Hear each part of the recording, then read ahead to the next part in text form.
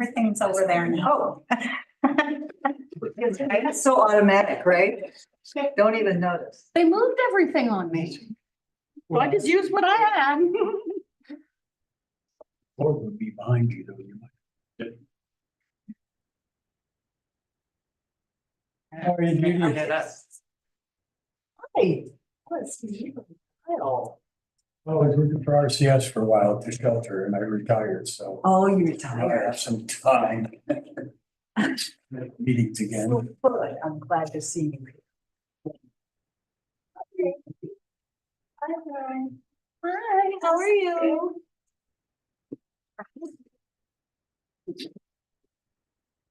Next, On in. over here. Growing you on.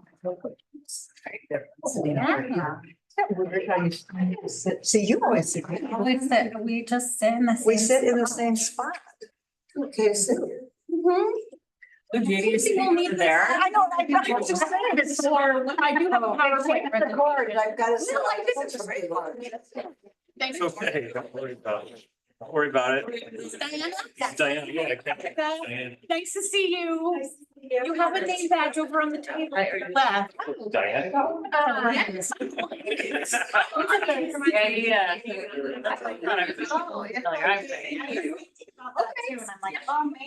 I should acknowledge it. On vacation. Harder. I did tell Diana about it, give her heads up, but it's always surprised. Yeah. Let's go get it out. Yeah. And. We have. That's a rep. Or needed a treat. Not holding my caseload. And then he's got a lot of, Either, yes, short term ago. sorry. Yes. Yeah. So she can Yeah. Oh, video leave it. So for instance, I'm like, wait, I'm gonna make. Right over on that. No, chairs. Okay. And it looks like I'm out of it. Oh, probably do. They say they It's like those people that want to help everyone else.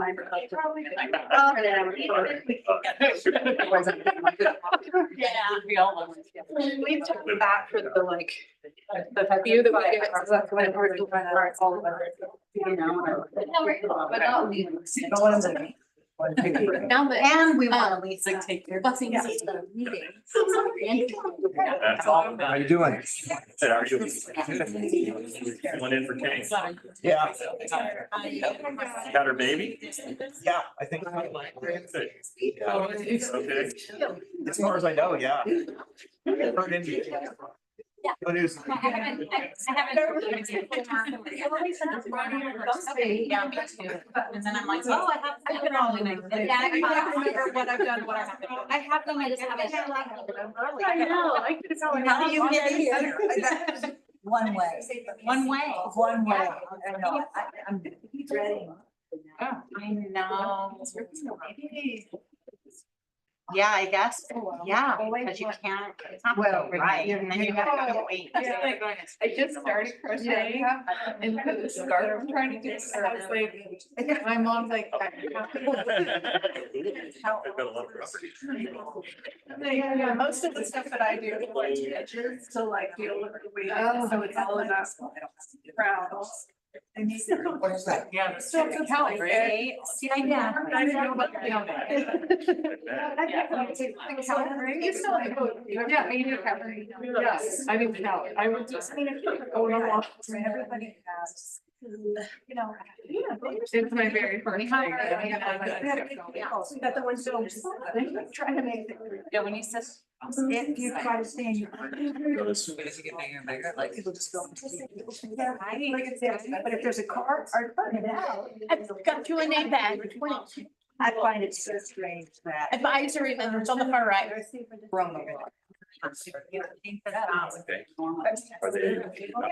up to you. It's completely, and Helica won't sit at the table, even as an advisory member, so it's up to you. Sage, I didn't always. Well, here's Colors you got it. I didn't bring you any bad. I'm still getting part of the problem. How big is it? Yeah. I don't know yet. It'll probably be don't like- know, it's not yard, but No, this one is a project. I started.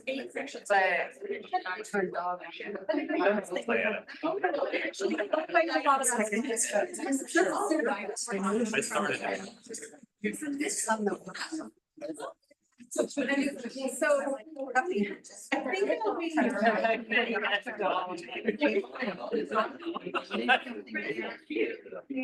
Oh, that's great. But it's kind of fun because there's like thousands of people. We're doing it all. Then they try and share them. And you get to see like everybody's different colors. And Have a colors, nose, and like, like have a car. everybody's looks so what. I did. There's a name badge for you over there. I got your name tag. And I'm out of So it. you guys are like.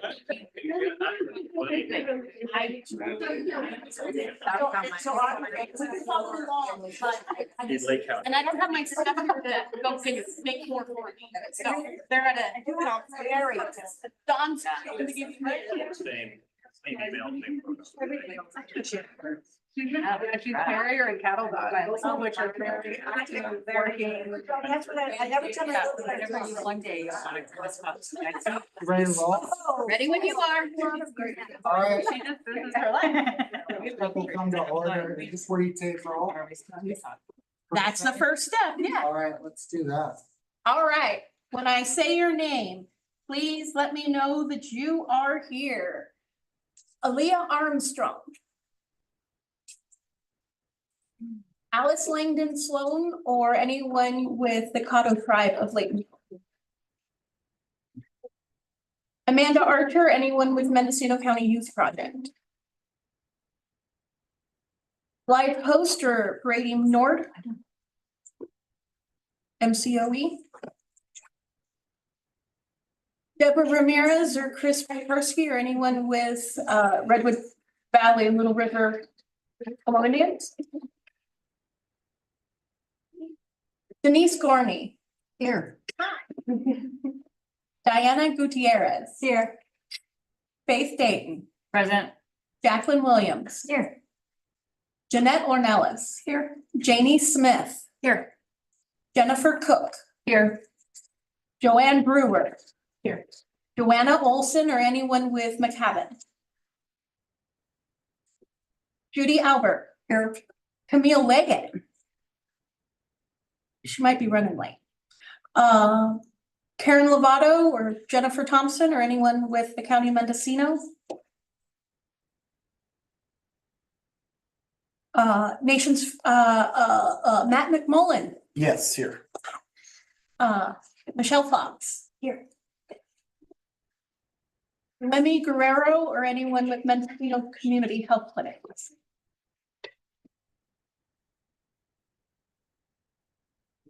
Joanna, I'm gonna go back up and mark you as here. Thank you. Would you want to squeeze in next week, please, and thank our public streets? Oh, yeah.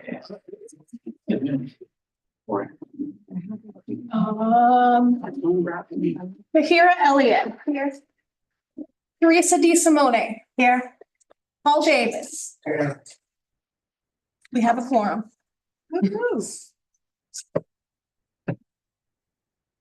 So new.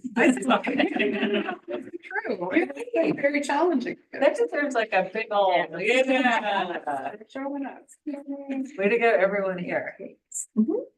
All right, is there any public comment? So that's what just happened. I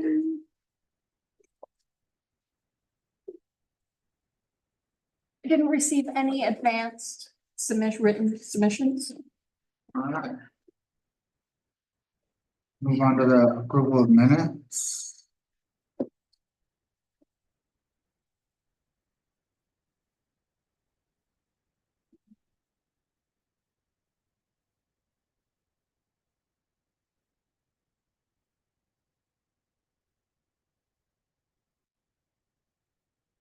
Even promotion call to approve that. Oh, yeah, can I get a motion to approve? Please?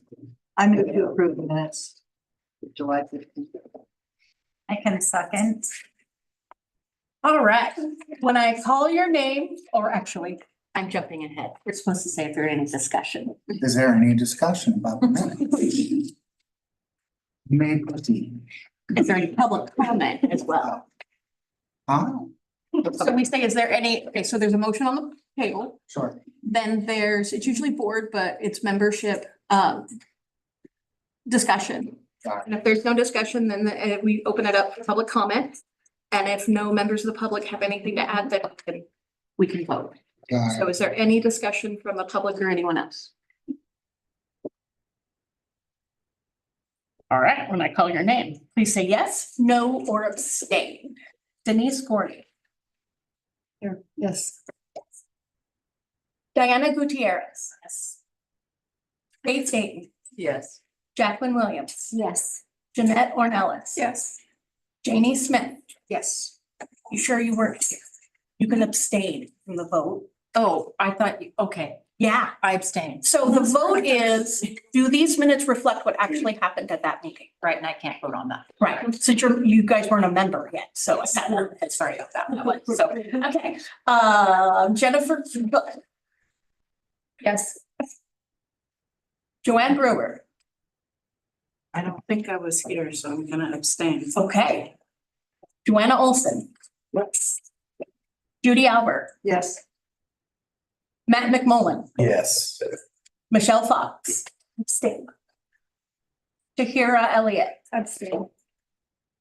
Teresa Di Simone. Yes. Motion approved.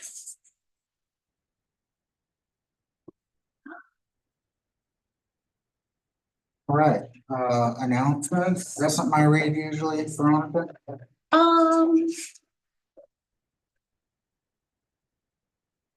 So, it's up to you. You can introduce it or whatever. Sure. So we'll be accepting nominations for a new chair of the board, which will be approved at the next meeting in November. Did you want the nominations right now, or how do we do this? Can you remind us? We are accepting nominations now. Anyone willing to self-nominate or nominate someone else? What happened to Dan? Anne has a new job, and Michelle is now representing, Sorry, I'm out behind the wall that. Okay. Nominate Wilkinson. Representative of VA. Right. Diana Gutierrez. be on the board. It's not even- Well, I would suggest. I'm not on the board. The agency representative, because they have to be here every meeting. And a board member, And, yes, not just a regular member. right. I was explaining why Will is not. Yeah, Will's not even eligible. I decline it. So I nominate Paul Davis. Okay, Paul is currently the co-chair.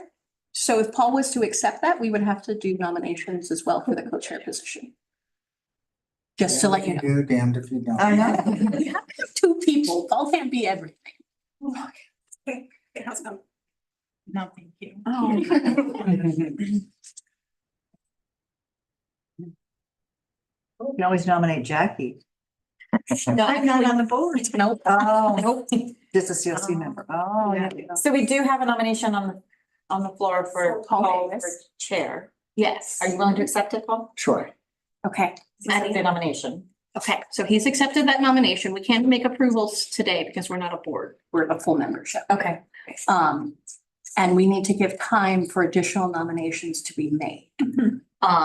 Is anyone open to being nominated for co-chair, which is just backing him up when he's not able to be around? Just. I will say it's not a ton of work. I mean, and it's more so than you have to run the meetings, but we don't make the co-chairs do a huge amount of things in between. I mean, I guess you could I haven't You done could- anything. do that. I just gonna that up there. So it doesn't require a lot of work.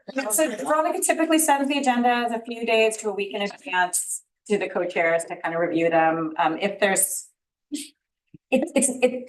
I'm being genuine. It's not a huge amount of extra work, except for you do run the meetings, which is another layer of, responsibility. Page 48 of your packet describes exactly what the role is, because we have the charter in here today. And it says the term of office shall be 3 years. In the absence of the chair, this officer is responsible for presiding over meetings of the governing board and meetings of the full general membership. Period. Occasionally they'll sign a letter that the board has already approved on behalf of the board type of thing.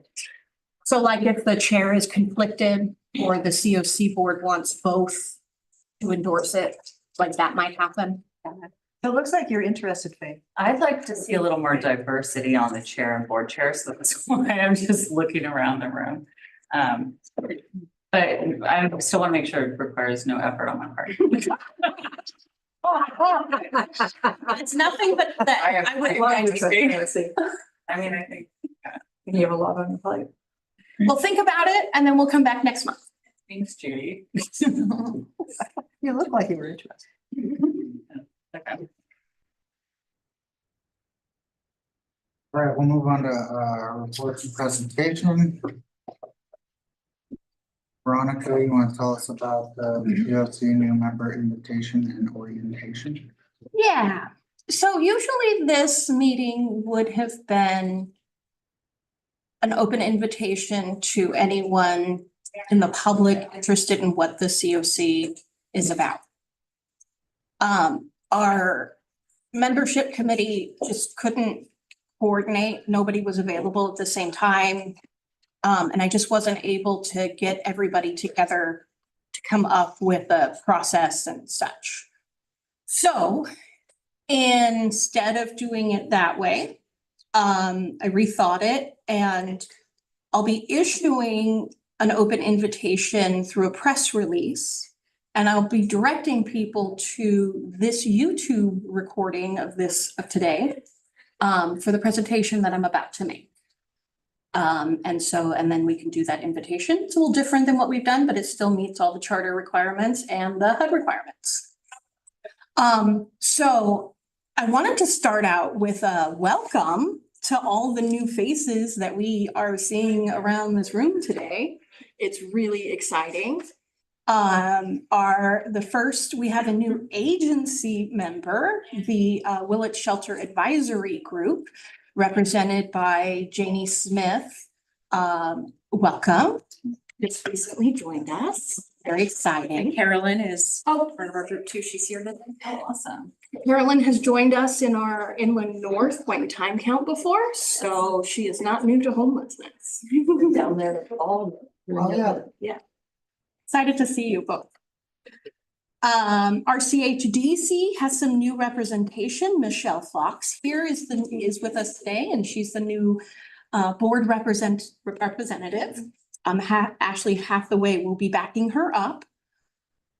Jennifer Cook with the it's a geo group or geo reentry group? Geo reentry. Okay, I will fix that on my end. Is there group in there? Or is it just geo reentry? Geo reentry. Okay, I will make that updated. Welcome. Thank you. And then we have Will here, but Will, as you know, has kind of stepped back. And so we have a new representative from the Veterans Administration, Diana Gutierrez. Hi, everyone. So I'm the new Sandra, I guess, would be to have that in case. Welcome. She's been gone for a long time, so I'm glad to see you. Oh. December. Yeah. He's our coordinated entry specialist. Yes. Awesome. Excellent. So does anybody have any questions about those or anything to? Anybody want to share anything? Okay, we're prepared to give a whole presentation. Willett Shelter Advisory Group is a new member. Janie? Yeah. Oh, or Carolyn, would either of you mind just sharing a little bit about what you guys are doing? Well, we've been meeting for about a year now, but almost a year, and really just kind of see the need in North County. I mean, it's very clear, the need is there. But just kind of going through the painstaking process of understanding what we're dealing with, who do we need to be talking to, what is it that we really want to do, talking with the city, talking with community services, and of course Veronica, and just a lot of learning. That's what I'd say the biggest thing that's happened this year. Would you agree with that, Carolyn? I would, and we take baby steps forward. Yeah. As we try and make them a little bit larger footsteps forward to make progress.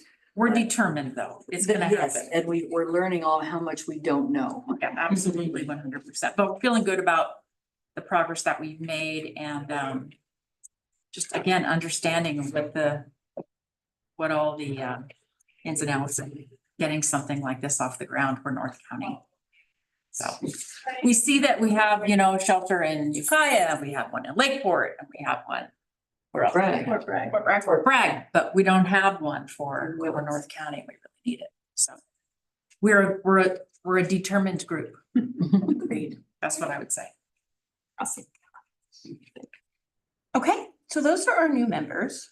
I'd like to move now into the PowerPoint presentation that I have prepared for today. Right now it's in your packet. So if you don't want to crane your neck and look behind you, you can just follow along in your packet. The room isn't quite set up well as I'd like it to be for this. But so welcome. The official name of our group is the Mendocino County Homeless Services Continuum of Care. We call it the COC. You'll see the acronym MCHSCoC. We're also HUD numbers all of the COCs. So per HUD, we're labeled COC CA 509. Yeah. So the purpose of our group here is to coordinate a system of services to assist people who are experiencing homelessness. Whether there's families, individuals, there's a whole spectrum of homelessness, and it affects everyone. It affects every spectrum, every field of work. And our COC is specifically looking at the system of services within the jurisdiction of Mendocino County. Lake County recently formed its own continuum of care. Humboldt County has had one for a long time, as has Sonoma County.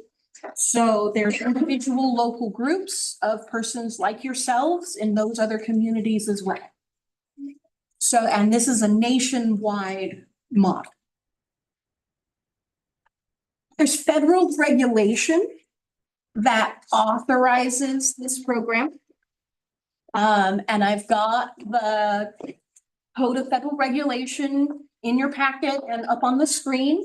When you look at this electronically or digitally, you can click that and it'll take you directly to the legislation. And so I took language out of the most recent notice of funding availability and broke down what it's really designed to do. So it's a community-wide commitment to the goal of ending homelessness. It's to provide funding to achieve that goal in a lot of different areas, in a lot of different fields, local governments, and nonprofits to quickly rehouse individuals and families experiencing homelessness or fleeing domestic violence or other traumas. And to promote access to an effective utilization of all of our services, not just the services that we provide here, the folks represented here, but also the mainstream resources in our community. So like SSI or Medi-Cal, or food stamps, those kind of things. So it's not just done in a silo. It's not just, oh, we need to deal with homelessness. No, people who are experiencing homelessness are eligible for a spectrum of services in our community. And so it's not just what can we build, it's also what can we leverage. Any questions or comments so far? Great. So a little bit on how it works locally here in Mendocino County. We were established in 1995. Early on when the program was first formed. The Continuum of Care program evolved in 2012 under updated federal regulation. It defined homelessness very clearly and in different categories. And it also required that local groups formed an official body, a board, a governing board. And so this group here, you are all members of the Continuum of Care. And that membership then appoints a board to carry out that's responsible for carrying out the tasks of the Continuum of Care. And so y'all are at least general members. Some of you may also be board members. And then Mendocino County Social Services, Department of Social Services, has been identified by this Continuum of Care to be the lead applicant and to be like the administrative entity. So because the Continuum of Care isn't a nonprofit, because it isn't a legal entity, it has to have some representative who can carry out that work on its behalf. And that's what the county does. And that's what my job is to do that. I put in some links here to some of the current funding sources that we have, that the Continuum of Care has some form of involvement in. We have 2 contracts or grants that are projects that are funded locally through the Continuum of Care program. And we're actually going to be approving their applications for funding later on today. It's the last item on our, that's the last attachment in your packet. And so both are received by the Community Development Commission of Mendocino County, or local housing authority.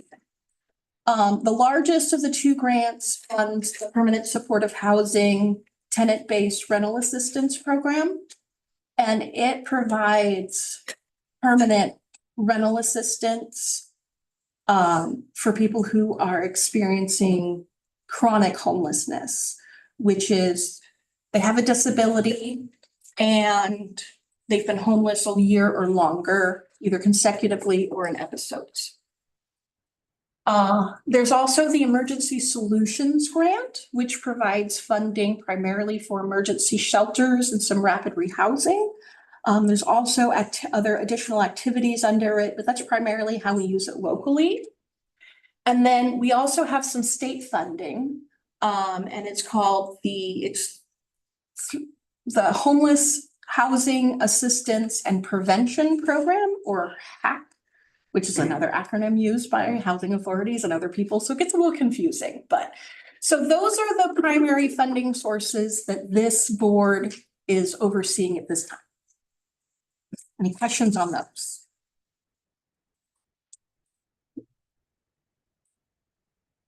How can you help? Place membership. A lot of people, everyone here today has place membership, but I'm really hoping that this presentation will reach a lot of new folks who've had questions about, well, what do you guys do? And so I'm preaching to the choir here, but for those of you who are joining us in the future, there's a lot of different things that you can do to be part of this. And I just realized I didn't share my screen.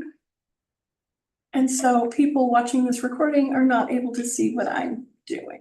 So give me just a minute.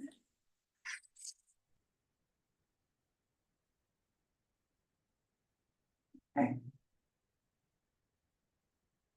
There we go. Thanks, guys. So you can join the team. Applications are available on our website, MendocinoCoc.org. If you want to know more about what we do in our strategic plan, there are some specific goals and strategies on how to achieve those. And that is linked in this presentation. And so a lot of people ask, what does it mean to be a COC member? And so I came up with some bullet points. This is a new addition to the presentation I haven't done before.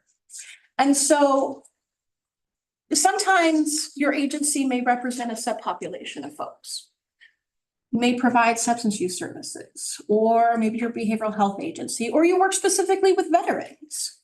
Well, your voice brings representation to that subpopulation that your agency is interacting with on a regular basis. We don't work with veterans on a regular basis, but you guys do.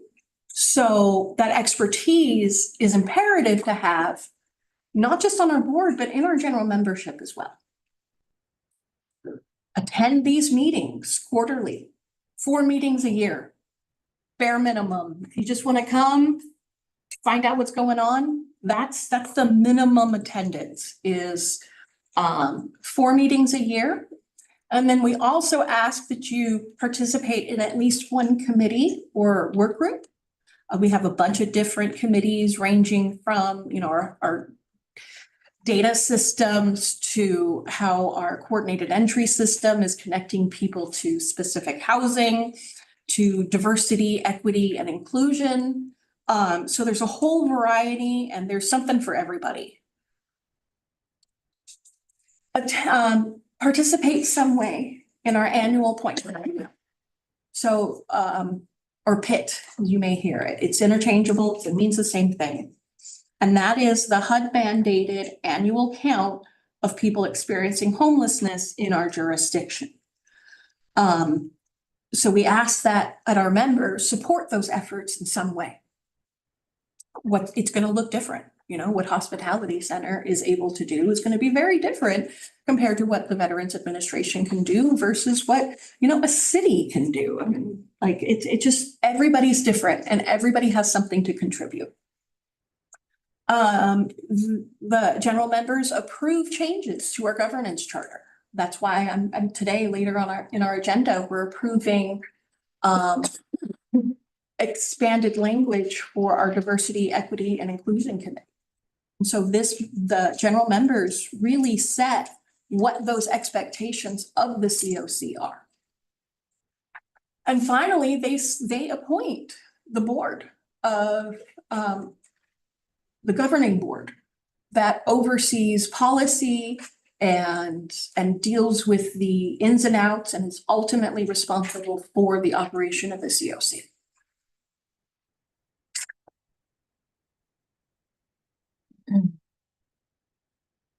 So we talked a lot about this board. How does it work? Sometimes we'll have more, so we meet once a month, except for on the membership meetings. So they attend monthly. Sometimes we'll have special board meetings. I may have to call one later this month for our NOFO, but we'll get there here in a little bit. Our full membership meetings, the ones that we're having today. So they attend all of them.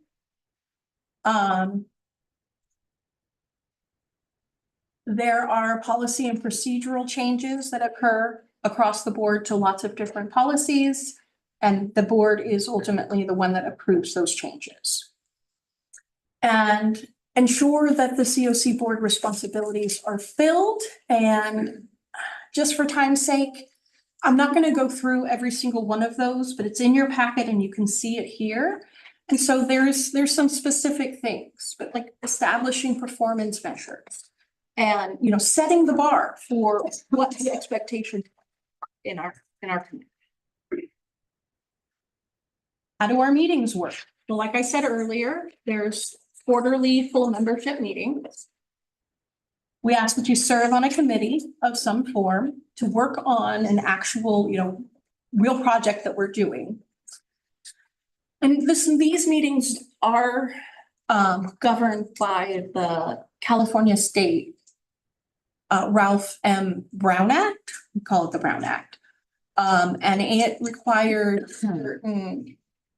It establishes expectations of legislative bodies that are are accountable to members of the public. And so we have to post our agendas, we have to allow for public comment on agenda items, and really encourage that public participation.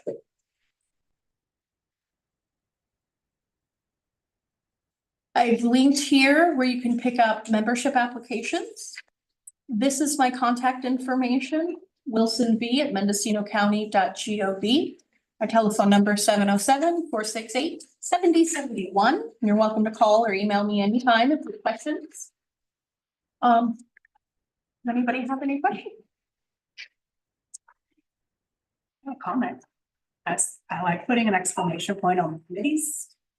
That if you're a member, the committees is where the work is really happening, like, so it's where proposals get drafted and reviewed and talked about at length and then brought to the board or to the full membership for review and approval. So the committee's work is really where the meat of this is at. And it's sometimes kind of hard for us to get like good variety of people coming to those committee meetings to help do the work. And so we just plug that.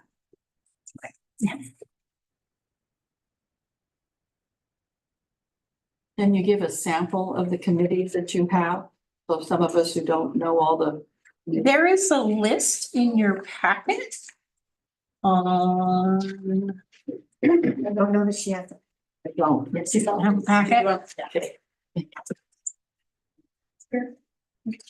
Page 39. So our standing are diversity, equity, and inclusion, a membership committee, shelter and solutions committee, which We're on that, Karen. Okay. the SAG is a member of, HMIS committee, and then the coordinated entry. And time to time throughout the year, there's different ad hoc committees. There's a committee especially for pit count. There will be review committees when we need to review funding proposals, we'll have a short-term committee that will review those proposals. But there's both standing committees and then time limited ones as well. And then do all the committees meet once a month, or when, I can't remember when the Shelter and Solutions Committee meets. I know. It varies by Okay. committee. Okay. They're not all the same. Okay. The Shelter and Solutions Committee meets every other month. Every other month. Okay. The HMIS committee meets monthly. The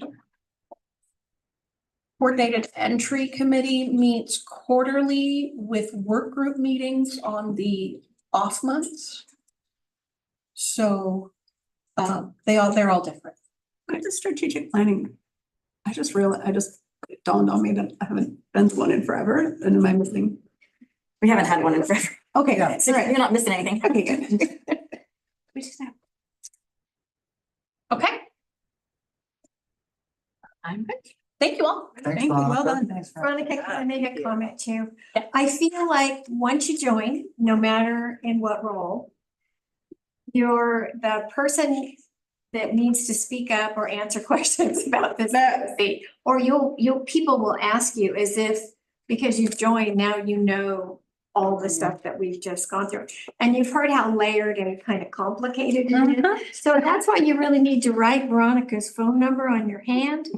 Because there are people, often city council members or, a business owner, they literally have a very legitimate question or concern.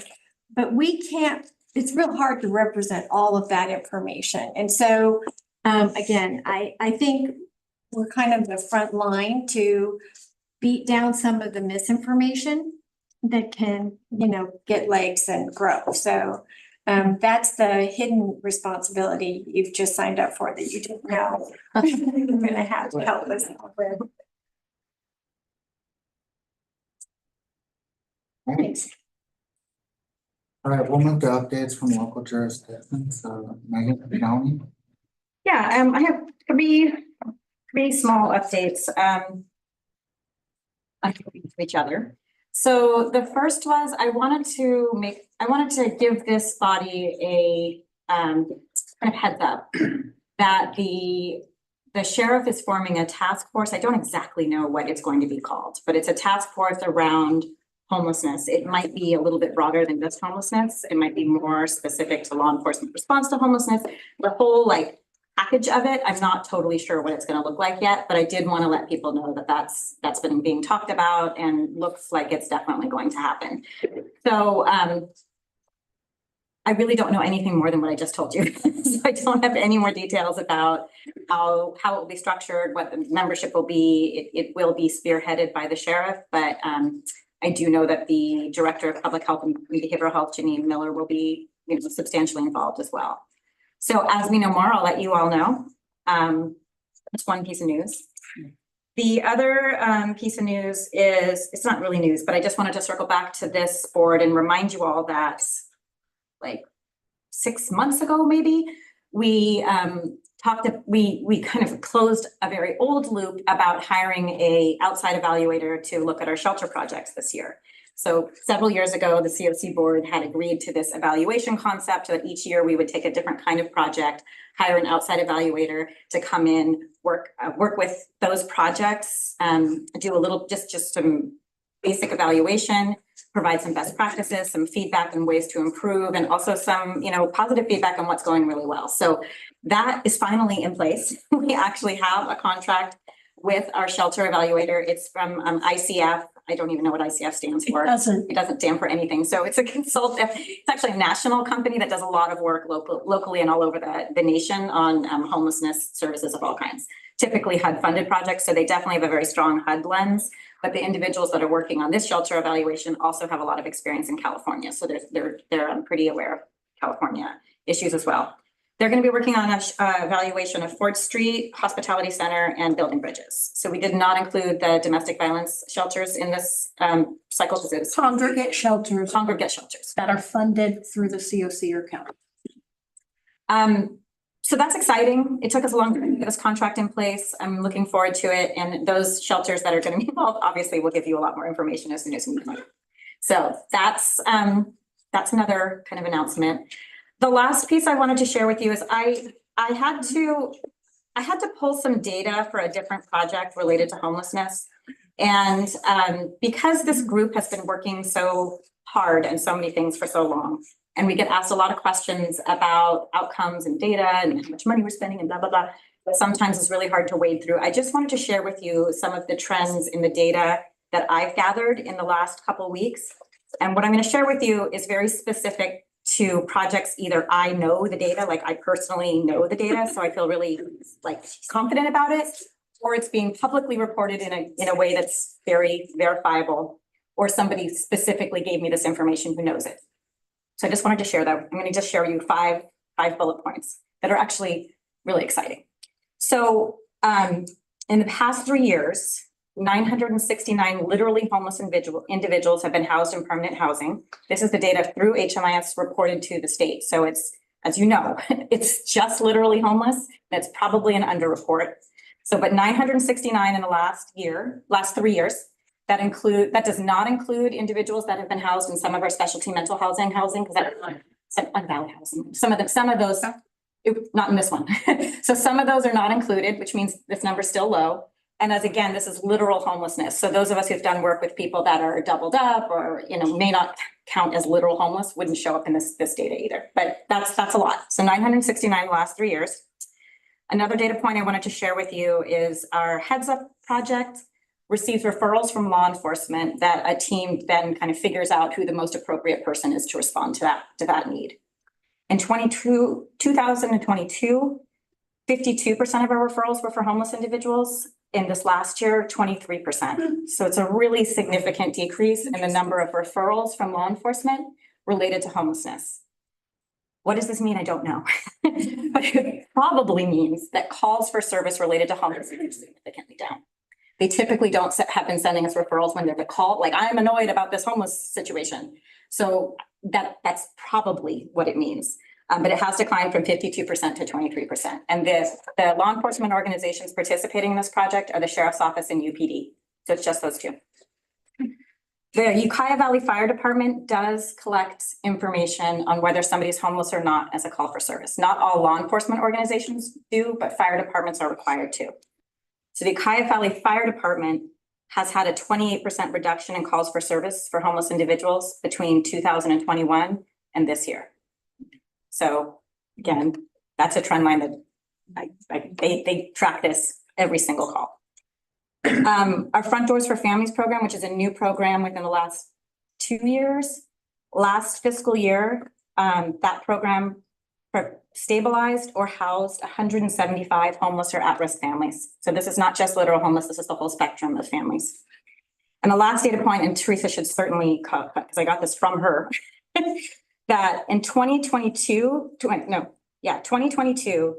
the success rate for rental assistance voucher that's issued to lease, this is my, you correct me if I'm wrong, issued to lease, so issued and then whether you leased up, was 35%. In 2024, the success rate is around 64%. Wow. And Teresa's Wow, did Teresa. extraordinarily high rate for a public housing authority. Wow. So I think that's wonderful. That last one I want is sort of like the headliner way, because my belief is all the work you're doing also contributes to that issue to lease rate. So Teresa keeps like monthly stats on this, like it's really in depth, but it's the whole system's work that is contributing to that. And the other piece that Teresa shared with me is that this year, 60% of those issued vouchers were homeless individuals. So as you know, the vouchers are not necessarily homeless, but 60% of these were Of housed. Housed what? With rental assistance. Meaning they got a voucher and they were successfully Admitted housed. to the program. I thought you said issued vouchers, so maybe I should. That was the success rate Right, number. right. And then that second number, The 60% being homeless, right, homeless at admission. So admission to what? to the program. So they were housed with rental. When they were So issued, 40% of the people issued vouchers already had housing, so it was likely more like the housing choice voucher. That were already housed in they can lease in place. Admission to our rental assistance program. Which happens at the moment of lease up or the happens? Yes, the moment Okay. that they were housed. Okay. They were So homeless. 60%. They were homeless at admission to the program, meaning the day they were housed with rental assistance. So that's even more than 60% of issued. It's 60% of those People actually housed, yeah. people housed with rental. 40% were people who weren't homeless, right? Right. They had Low income or housing, whatever. Low income, right.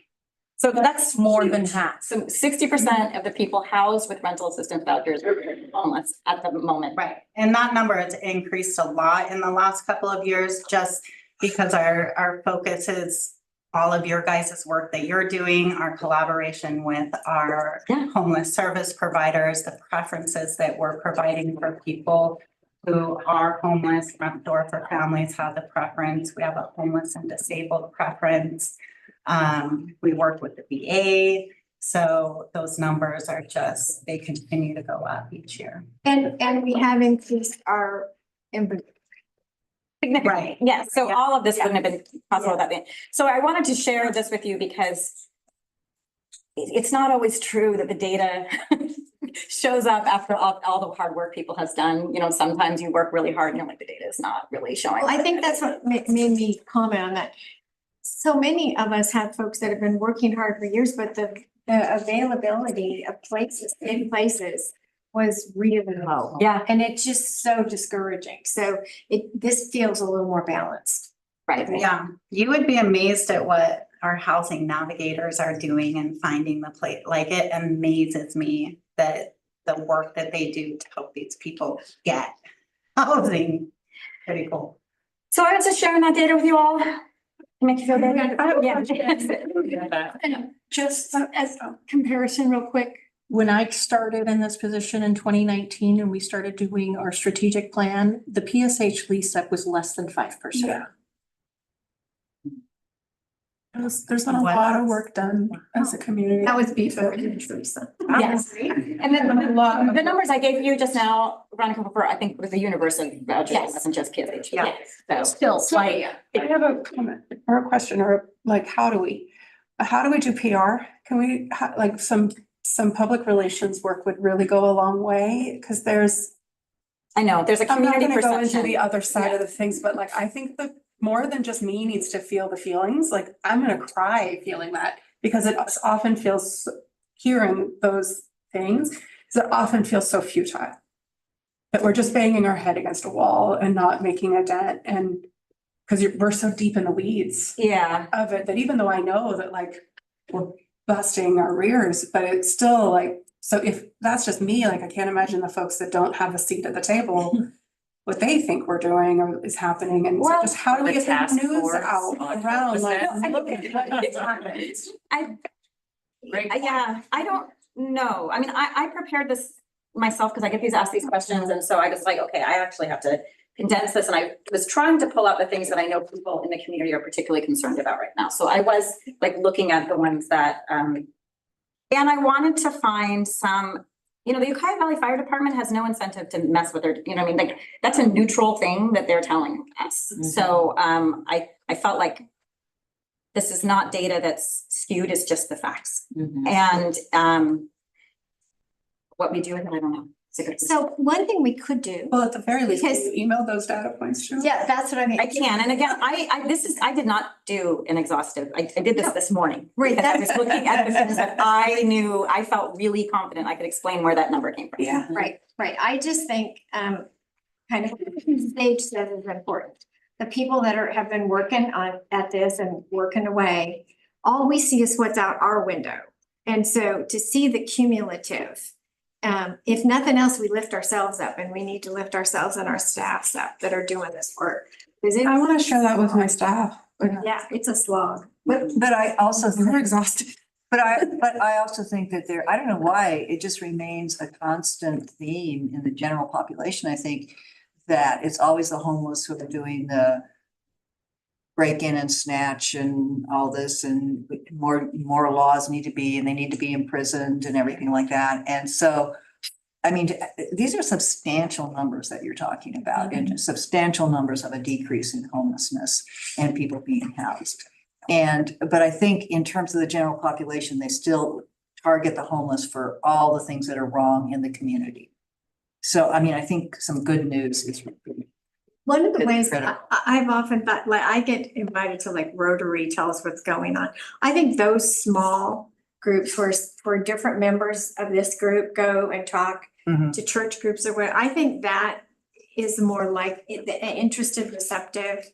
Some of the things that people hear and then ask us questions, they're hearing from the Bay Area news, you know? And we have to kind of take it apart and say, well, Not local. but anytime you have an opportunity to get some local results, It's helpful. we'll try and get it in there. But I mean, you should put a flag out on the front of your office. Yeah. Teresa. Teresa's data that she shared, and I didn't want to steal her thunder. I think her data is worth sharing at a board meeting specifically just about what you shared, because I only just pulled out. Yeah, Sounded. For sure. And I think I you would can love send it out, but it to has see the different comparison tabs. also. So I don't want to send it out. It had too much. Money. You can send it out from. Teresa sent me the gold mine. It's like you should. Yeah, and that Yeah, data I'm not is gonna send that. extracted from our system. So it's like they were issued, and then did they get housed or not? Mhm. You know, and then the homeless question is a question that we do answer when we're moving them in, but to my staff, they just answer yes or no, the person's homeless, you know, and so that's easily extracted. So that was my update. Great, thank you, Nick. Thanks, Megan. And there's been the plateau. and Oh, there's yeah. Fort Cree. I mean, those are all new developments. There's Live Oak Apartments, Orr Creek, Plateau. I know Acorn Valley is not specifically homes, but I know a lot of families. A lot of people are moving in there. Oh my Millview ended up housing a ton of homeless people too, so we've seen those projects that are not designed for homeless individuals, but are low income.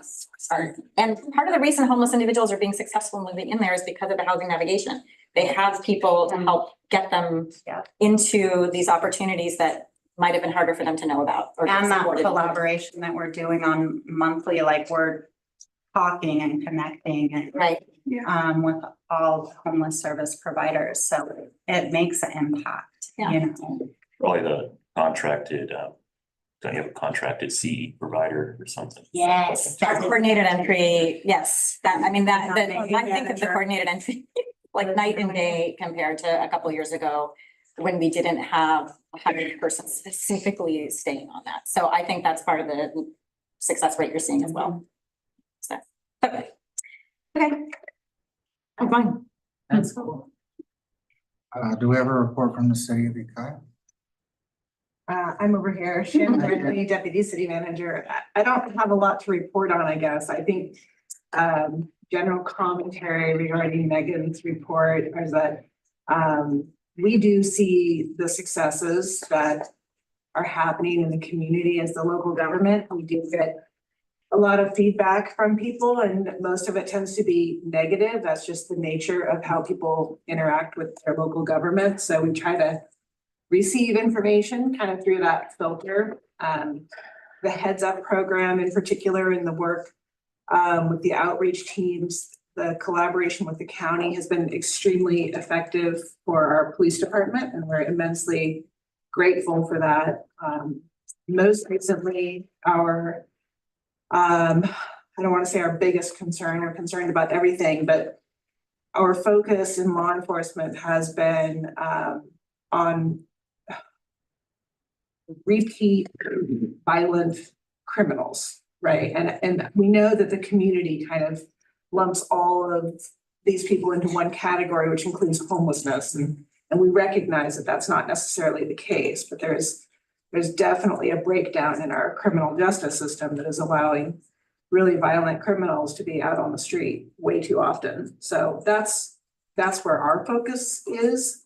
But we see the work that y'all are doing. We appreciate it. Thanks. City of Fort Bragg, Janine? Hello, everyone. I have quite a bit, so I'm gonna try to organize them a little bit.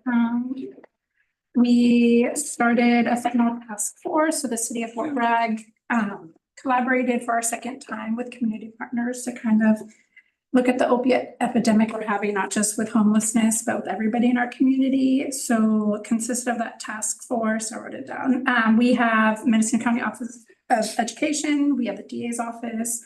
We have our local school. We have youth impacted by the opiate epidemic, retired teachers, city council, the school board, and then we also have somebody from the Pomo tribe on the coast, and we kind of met and then asked, Manchester? just on the coast, like on the bridge, we have like a certain land that they have. Oh, in Fort Bragg. Yeah. Okay. Yeah, So never then mind. they were able to participate in that, and then we had all the local service providers do a presentation on what they offer for substance use. And so we had Hospitality Center, Paul joined us, Adventist Health, Street Medicine and Substance Use Navigators came, the New Life Clinic, we had RCS, Medicated Assistant Program through Mendocino Coast Clinics, Mendocino County Probation Officer.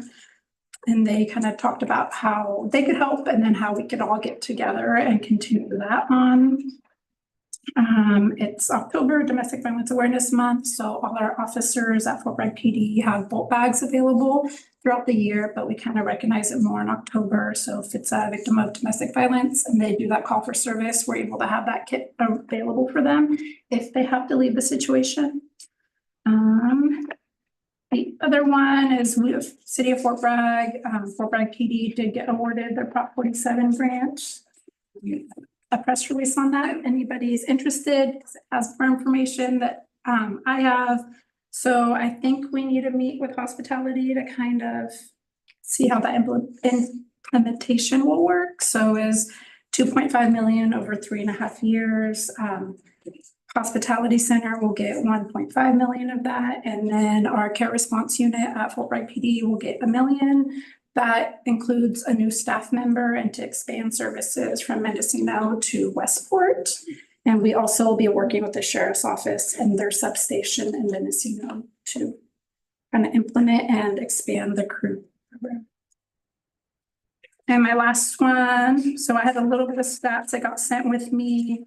So similar, I have the homeless arrest stats. So in 2019, before the care response unit started, 58% of our total arrests were homeless individuals. And currently our total arrests of those homeless individuals is only 19%. Any questions? I have a question. Yeah. And I don't know if you can speak to it, but the talk about the sheriff's task force here reminded me about this about a month ago. think I read an article, I think it was in the Daily Journal or maybe it was a Fort Bragg News. I think they were interviewing the mayor and he was talking about the care response unit. And he said in terms of what the program looked like, people will offer services so that are housed. But if they didn't accept it, they would be ordered out of Fort Bragg. And I'm wondering if, number one, if the ordering out is happening, and number two, what does that look like if it is happening? So usually he might have been meaning, and they talked about it at the PD over like a carrot and stick. I guess if you want it. So what it would look like if it's somebody who's committing a crime and say there's small misdemeanors or citations, they're offered the services. Like, can I help you with housing? Take you to the clinic and, can we call other housing? Do you want to get into rehab? And we kind of look at that approach to help them. And if they're not willing for the help, it's kind of more law enforcement will start issuing those citations and the misdemeanor arrests. I think they would say almost like for them to be encouraged to work with us at the crew team. Like the misdemeanor arrest for like unlawful camping? It's so the city of Fort Bragg, you can't camp in city limits. Usually it's a citation over a period of time. It could be a misdemeanor. I'm not an officer, so I don't know exactly how that works. But I know we go out and offer the services. And then if they're not accepting, but they continue the panhandling or camping or any of the public stuff where they normally would get citation for, they'll start doing that over the first contact, being like, I have the crew team. Come down to the station or come meet with them. For example, before I left this morning, I have an individual who no longer could stay at the hospitality center. We got him into rehab twice. He fails to go, so he hangs out in a bus stop all day, usually intoxicated. So I had an officer meet with him this morning, talk to him. It's like, go down to the station, talk to Jet so we could try to get you some help. He didn't come today. So it's still just, we'll keep poking at him. But we don't just send people out of town, especially with our expansion. We are going to be from Mendocino to Westport, so we will be offering all those services there too. Thank you for that.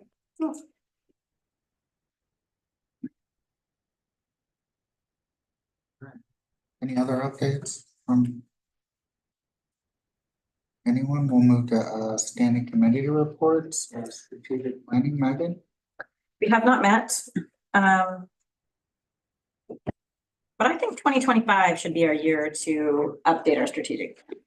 The last time we did that was probably 2023, so it's probably time. But we need to start over again. Is that what you think? 2022, November 2022 when we updated it.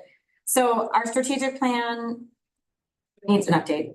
So we should do that. I mean, it's still good and we made a lot of progress on what we said we were going to do, but the original goals, many of them have been achieved. So it's actually time to declare success on those and go through a process of doing another strategic plan.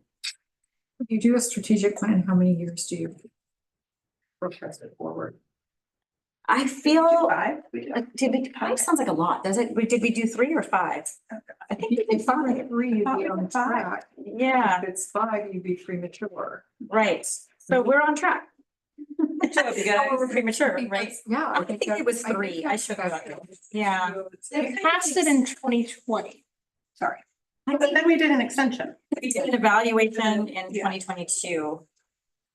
So it's time. We haven't even, it's time You're only to, a couple years into it. then. yeah, we're not like way behind. So maybe a strategic Look at review it. We can start with a strategic review and decide. and determine need Yeah. from there. I mean, it's a lot of progress, like where there are specific tasks that we really have to check off.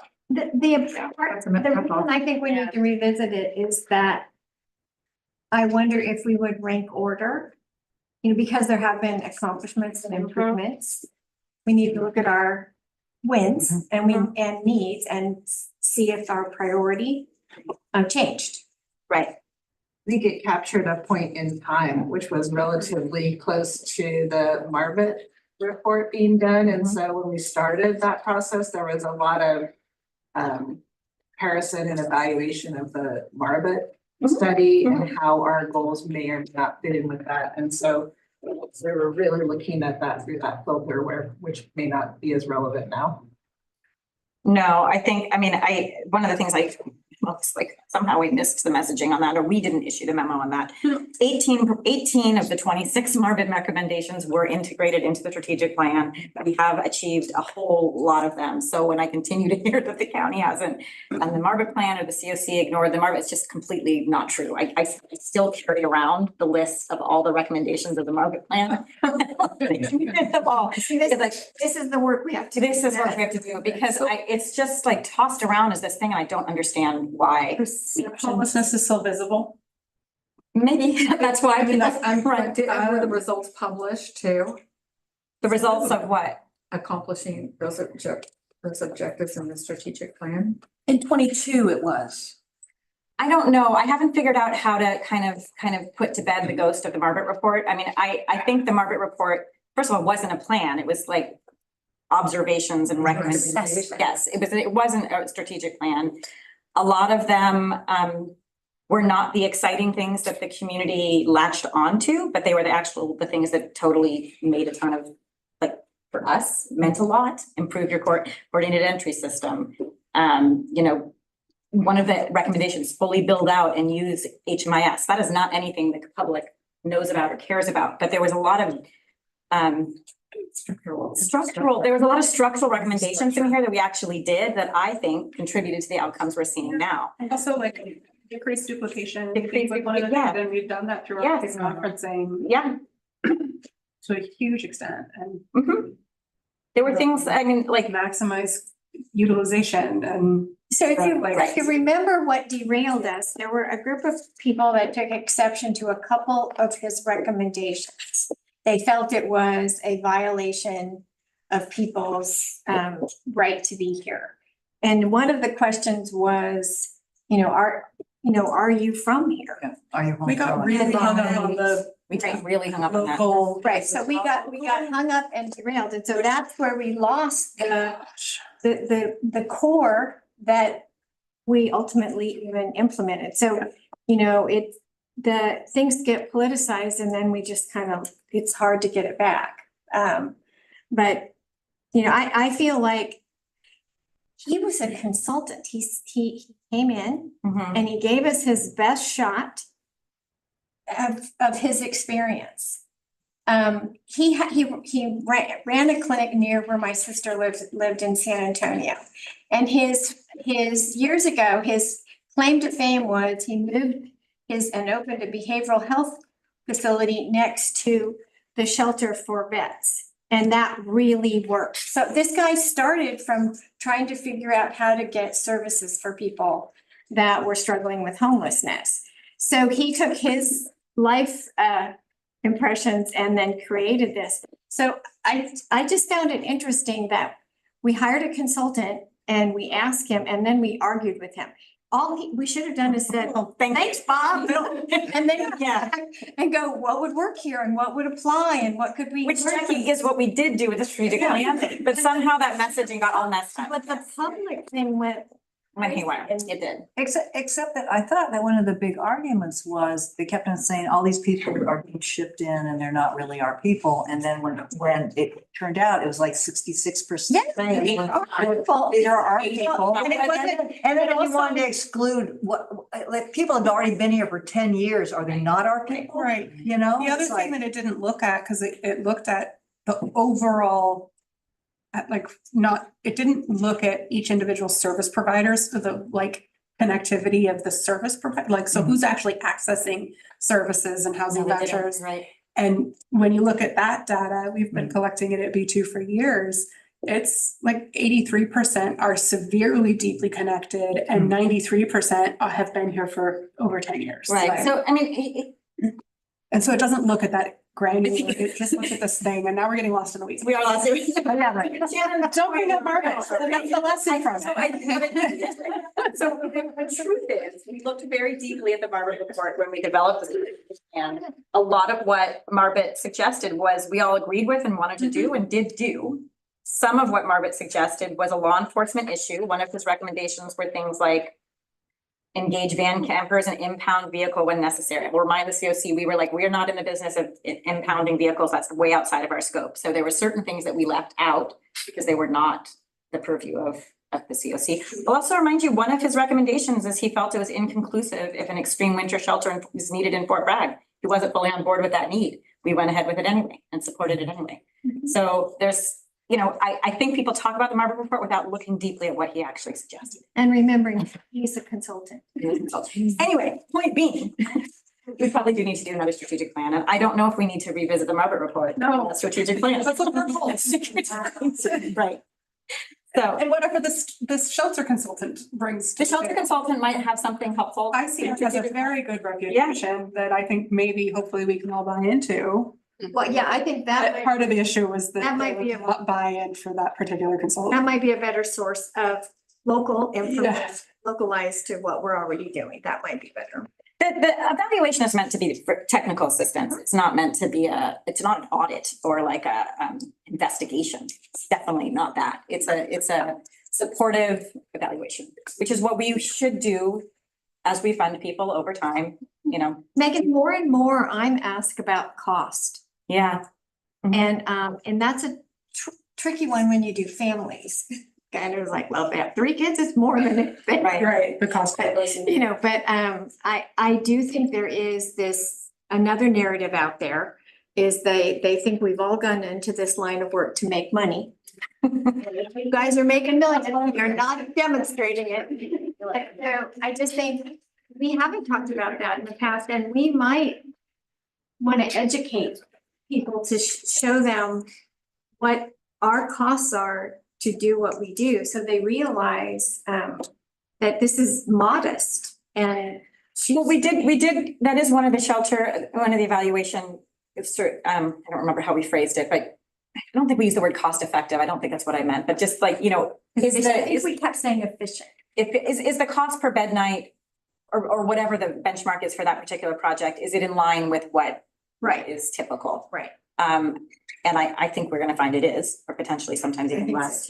But an outside person telling, I think this community seems to want, not totally trusting us sometimes. So an outside consultant could be helpful in this.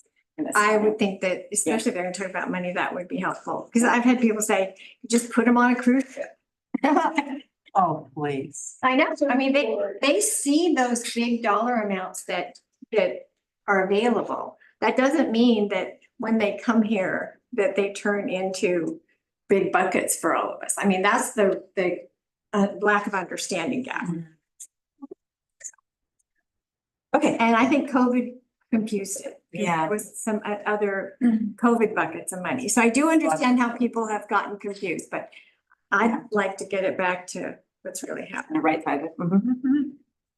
And I also want to just say that I actually appreciate it when we have some of these kinds of discussions, just so that we all kind of maybe generally get on a general understanding of this. When you hear the Marbit report or something like that, some people maybe forgot about the Marbit report. Well, a lot of us weren't actually even here. Right. Yeah. So Yeah. I had no clue what you guys were talking about. So probably maybe it would be good to give a background because I think I'm not the only new person since 2020. So I don't want to know. Conversation. But I think being mindful that we might provide background. Yeah. That's what I my think, point was. In the future, not necessarily on It's this in the strategic plan. All of that background is written out person. in the strategic plan, in the Oh. original draft. But I think what Judy's point is, we learn at a different level than sitting and reading a strategic. Right, exactly. And I always appreciate it when I hear other people's input about certain topics that, you know, like, even just like, even the things that are new propositions on the state. I would love to hear sometimes some kind of a topic in terms of which way to go on certain things. As a COC. We haven't typically taken positions on those kinds of things, but something to think about. Or something we could discuss them, but a little late now. Positions are in like 2 weeks. I'm gonna, so strategic planning, sorry, that was a committee report. We will 25. We devolved. Yeah. Well, can I just go? Yeah. Okay, so in the interest of time, because we only have 40 minutes left in our meeting, 50 minutes left in our meeting. And we've got a lot. The Shelter and Solutions Committee has been making some good progress on policies. We haven't formed anything and don't have anything to report back about that, but the work is ongoing. We'll continue it at our next meeting on November 13th at 1 o'clock. And you're gonna send out something. Yes, when we get closer. Yes. Coordinated Entry Discharge Planning Committee is doing a lot of work. I had to bring my last agenda with me to be able to remember. We are working on rolling out an updated script for the Coordinated Entry tool. Because, it's got the question there, but what if they don't understand it, or you need to rephrase it? So we came up with a script that is how to prompt the assessors to, because it depends on who you're training. If you have a trainer who has been doing this for a really long time, you're gonna get some good guidance. But if, you're kind of new and you're all new to it, that knowledge and expertise just isn't there. And so this script is to help get everybody on the same page for that. There was some more review that was needed, so we couldn't approve it at the last meeting, but we'll bring it up in, at the November meeting. We've been discussing the coordinated entry prioritization. There's been some discussion that, folks in the unincorporated or underserved regions of the community, for whatever reason, and there's I could probably come up with a dozen different factors on what causes this. It's the folks who are in the inland center of the county have a more likelihood of being selected through the coordinated entry screening, through the by name list and that process. And so we're looking at how can we make that more equitable for folks in outlying areas. No decisions have been made. And we really feel that once the coordinated entry referral system is put into place, it's gonna change a lot of this, because folks are gonna opt in instead of pulling 25 people for the plateau and all but one of them are not interested. Instead of doing that, it would be asking each person, are you interested in each of these programs? And the ones they opt into, then we send them that direction instead of throwing everything at them and having them choose. And so it'll be more efficient. So we're working on that. We have an online on-demand trainings. It's a series of modules of trainings that everyone that has access in HMIS has now completed. We had a few little stragglers who we've either figured out they don't need access any longer or are getting it finished. And then we're gonna have a meeting with all of the assessors to review, to touch base. You've done the training, now what questions do you have? Potentially doing a role play of an assessment, something like that. We're gonna do that virtually on December 4th at 10 o'clock. I think that's enough. On the coordinated entry, that's a good synopsis of what they're doing. Diversity, Equity, and Inclusion Committee drafted a description that's for the governance charter that is included later on in the agenda for this group's approval. The membership committee, as I already reported, was unable to meet, but I'll be issuing a press release later this month. And then the HMIS committee is going well. The next meeting is November 14th at 2 o'clock. There is a data completeness report attached to your packets. Did I not remember it? Did I get it in the wrong? You did. Looks like it. Oh, yes, because I gave my presentation before it. Thank you. Page 16 is where it begins. So this is just an overview of each project and comparison to the universal data elements. And some of the street outreach programs or other projects that don't require those universal data elements, they'll score lower because you're not required to collect it, but the report isn't smart enough to accommodate for that. So, that is my standing committee report on all of them. Does anyone have any question? Comment? No, I went last. Veronica? Any public comment?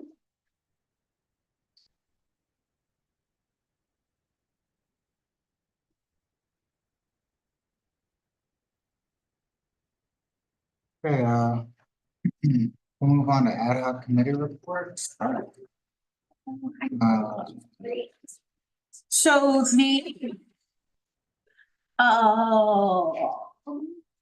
the funding recommendations ad hoc committee has completed its work and can be disbanded. Oh, wait, no, it can't. There's two different ones. There's two committees. So the one on the 2024 to 25, it says 24 twice on your agenda, sorry. The annual COC competition is closed and we have our recommendation today. And the other group is working on the COC builds competition. We do expect to receive at least one application. And I've gained access to grants.gov, so we are in a position to be able to move forward with our next steps when the timeline gets there.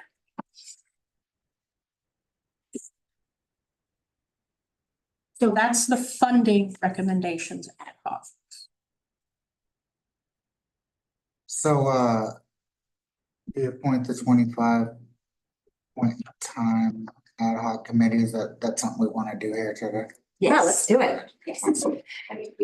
It's not the board that does it, it's not the group, it is the chair that appoints and authorizes the ad hoc committee. I was hoping we could get folks, so if Paul agrees to create that, I was hoping we could get some volunteers today. I do agree, and is there anybody there that? I like it when Paul agrees with Paul. Convenient. It is. I mean, does he need to say the official words? This feels like a. He just did. Good. Yeah, so Paul has appointed a committee and you're seeking volunteers? Yes. Time? Who hasn't been on a committee this year? Oh, I'm no, telling you. I'm on a committee. No, you, yeah. I'm gonna volunteer Jen Aragon and Isidro Chavez from Garcia's. I'll volunteer myself. Yeah. Thanks, Teresa. Which means we pass the message along. I haven't, yeah, I'm done the point in time. It's fun. Easily, so I'd like to get on the committee so I know what. Oh, thanks, Judy. So is this committee the actual people that go around doing the counting? Because I did that before. That's a good. Planning, but you're welcome to be on the planning. Think about it, okay. Paul, did you get my name? I've got Jen Aragon, Teresa, Judy, Isidro Chavez, is that right? Yeah, and then Matt Caldwell is who we're probably gonna actually have attend on a regular basis and then. Yeah. I know. Put Jessica Can we Fitch put you on on? that too. What? Can we put Joe in the? Yeah. On the committee? That's not somebody. I'll Joanna send is somebody. quietly whispering something. I'll send somebody. Okay, I'm a tab in person. Yeah. Those, I mean, your staff is really critical. We will schedule it. Thank you. I was just thinking, we need a. Did they contract someone? Last year? Would be okay on the committee? And we're gonna. I'm sorry, but I just wanna be on the pit, because it was just too hard. I want to do the pit count, yes. Veronica, would we set an initial meeting date for today? What I'm gonna do is I'm gonna send the contact information for everyone who wants to be part of this planning committee. And I'm gonna share it with Applied Survey Research and they're gonna schedule everything. So I'll remind you that like last year and this year, I think it's gonna go more smoothly, because last year was the first time we did it. The COC has approved a consultant. The consultant is really helpful in this process, and they're the ones who write the pretty report. You know, remember how pretty it was? Really nice. Yeah. And this year, we're going to use the consultant's app So I think it'll be a little bit more seamless. We were holding on to a app we liked, but it was not the consultant's app. This time we're using, I think it'll be even more smooth this year, and they're more familiar with our community now too, so. So it's the same contractor. It's the same contractor, and some things were, yeah, it's the same contractor, but their app rather than the other app. And all the apps are similar, I think. And this year, they're gonna have more of a hands-on approach to it. I did a lot of it last year just because they were kind of new to our community and didn't know our process. But now that they've been implied, they're gonna run with it. So Amy Nash on my team is gonna be taking lead on the communications with public and with ASR. So that I can take more of a leadership role instead of a doing role. Camille, Veronica, I'm a little bit late. It wasn't on my calendar. I was like in the middle of a meeting and I ran out the meeting to come here. But I just wanted to let you know, Veronica, I just wanted to ask, I should say, I'm not sure if Priest is still going to be with us. Don't see him today. We got to hear it. Yeah. Oh, take care. Yeah. Okay. And she just nominated somebody else. Maybe. Travis, yeah. It'd be a really good one. Yeah. Awesome. If not. So I have on my list Jen Aragon, Isidra Chavez, Teresa De Simone, Judy Albert, Michaela Caldwell, a McCavan person to be identified, and maybe Travis Wright. And Carolyn, you wanted to. I'm thinking about it. Yeah, yeah, Knowing us. but definitely part of that. Can I add you to Karen? That's what she wants to. Or did you want, or was it Travis? I feel like Travis would be a Better one? Okay, okay. Okay, and I good too. Fantastic. Yeah. Like on time. All kinds of programs. Working with them. Because it's January. All right, moving on to board protocols and governance, we have 2 recommended actions here. Veronica, how do we, typically? So we'll start with the first one. We have an existing board member that hasn't, Aaliyah Armstrong, and she hasn't attended in probably close to a year. There was one meeting that she came to. But because of the lack of engagement, staff is recommending that we replace the representative in that seat for somebody who's engaged and wants to do work. So it's really up to the full membership. So to decide how to proceed and to give direction on what to do next. Staff recommendation is to remove Aaliyah from the seat and nominate a new representative to be elected at the next full membership meeting, which would be in January. Are there any questions or comments about this? We should have discussion. Does anyone disagree or agree with this? What are your thoughts? I'll let the group know too that Veronica did do another outreach to Aaliyah to make sure she was, and she was not. I emailed her 2 months ago. I emailed her like, hey, I haven't heard back from you at the day of the last COC meeting, and I didn't hear back from her. So I've done as much contact as. We feel pretty confident she's not able to be in the seat right now. Do you have something to add? I think yes, it's time to go ahead and I don't have language, but make the seat empty and identify. Vacate the seat, Vacate, I guess, yes, yeah, that one. declare the seat vacant. Yes, Okay. I do think that it's time for that, but it begs the question of how do we recruit, like putting some. So recruitment, and not just recruitment, but like hand holding a little bit around our people with lived experience seats. And because we've. Camille, do you want to have anything to add? Spot. So Camille has expressed interest in the seat to me. And Don is here today and he's no longer with River Community Services, so. We have some COC members with lived experience who we can reach out to see if they're interested. Right. And we should give a good period of time to receive nominations. Because we don't want to make make a decision to empty it and fill it in the same meeting. Like it's just, it's not transparent to the public. And it doesn't allow for participation by people who aren't here today. So I think if the board declares the seat vacant today, Veronica can issue an email to the membership, letting them know it's vacant and if they'd like to nominate themselves or somebody else. So do you need us to make a motion to do that? I think so. Yes. Okay, so Paul, I move that we vacate the individual with lived experience homelessness board seat today. second.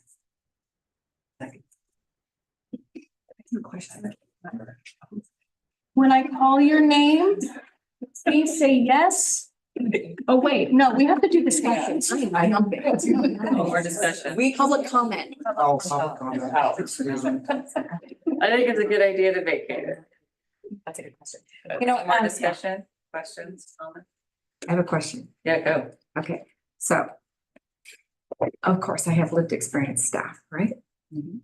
Would it be a conflict of interest if one of my staff wanted to step up and be in that seat? Yes. Okay, that's So we would need to find a person that's not affiliated with any of the agencies. That are of the already on the board board. members. Board members. Yeah. Correct. That's a good why it's been clarification. tricky, Joanna. That's why it's been tricky. It's really tricky because we're the ones mostly connected. Well, many of your organizations hire people with lived experience for good reasons. I mean, they have that lived experience. Right. Now, if they're a client Yeah. of said program, that's fine. I can talk to Ace. Because he's connected with a number of people who want something more to do. And Sure, this is the thing we want to do.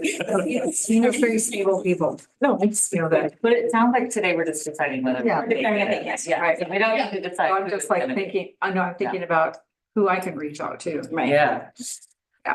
I would like to say that I think we've traditionally with this position have been relying on the folks in this room to go back and have ideas like you have, Conversation, which I think yeah. is great. It can be great if you have time to think about that or whatever. I don't know that for this particular body that we shouldn't have a universal piece of marketing that we can put in our facilities and, so that folks can see that, and if they're interested, know who to call or contact or. Flyer to put up at the shelter. Yeah, flyers, whatever. But using the same, providing not everybody, just at the shelter, but like at the plateau or at Orchid At the Commons in plateau.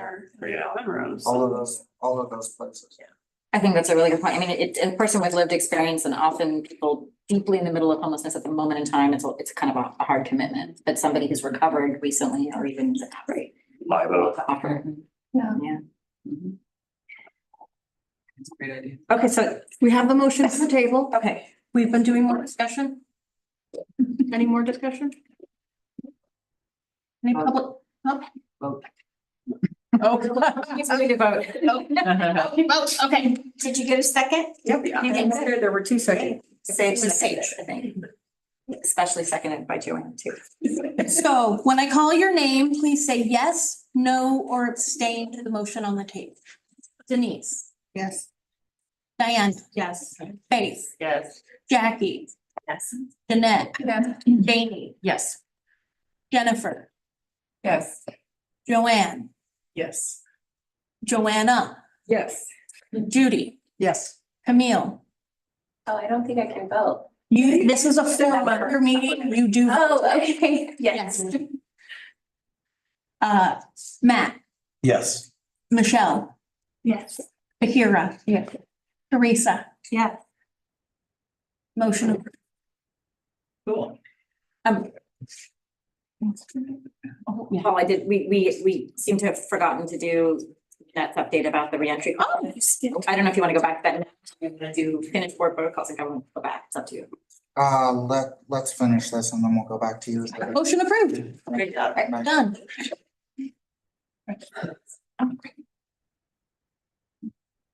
All right, second recommended action, review and approve the proposed changes to the COC governance charter, page 15, to include a description of the virtual inclusion committee. Veronica, can you tell us about that? Yeah, so the DEI committee, what I'm gonna call it, that's what the abbreviation is. The governance charter starts on page 23 of your packet. And the changes are included on page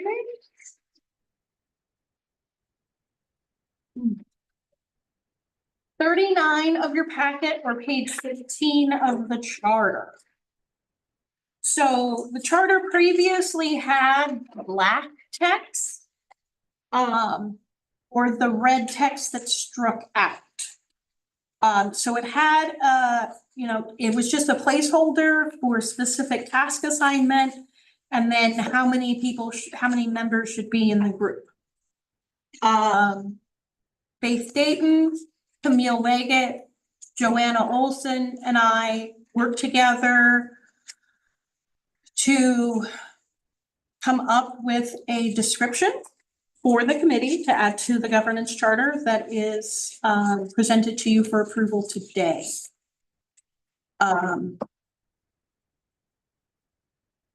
Would you have anything to add, other members of the committee?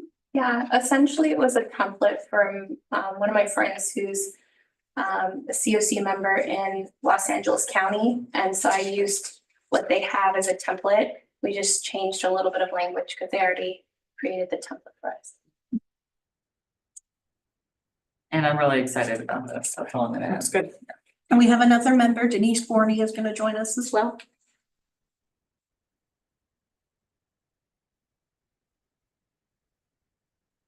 Any questions on the content? Was everything that's in blue? Yeah. What was that, Judy? It's everything in blue. Yes. We're getting rid of what's in red and adding what's in blue. We'd like to see. Under one, disabilities. People with disabilities added to that.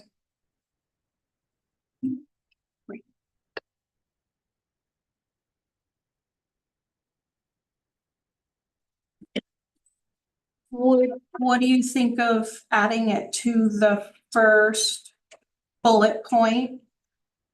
Focusing on issues of racial equity, LGBTQ inclusivity, disability.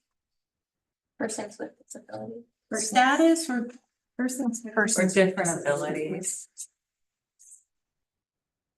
first A lot of ways that we want. with Yeah, different abilities, usually how we say it. and citizenship. Different abilities and. Okay. Language right off. Yeah. Thank you for noticing that. That's an important thing to include.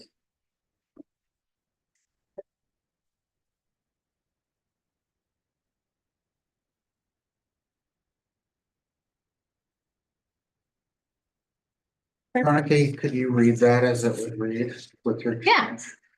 So the first, it would be bullet point I, the Diversity, Equity and Inclusion or DEI Committee is responsible for collaborating with the COC board and lead entities to plan and coordinate equity initiatives within MCHSCoC, focusing on issues of racial equity, LGBTQ inclusivity, persons with disabilities, and citizenship.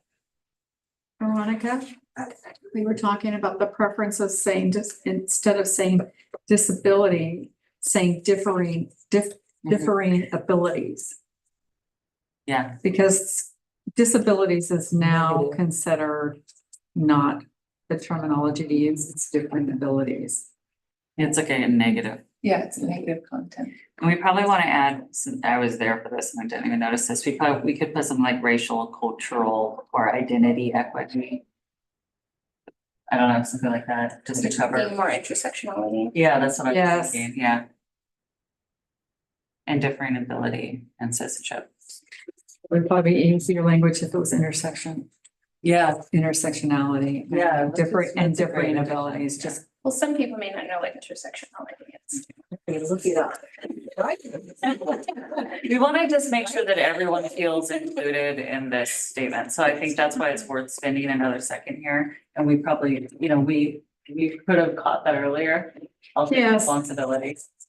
You don't need to third of it, okay? But yes, let's add all of that.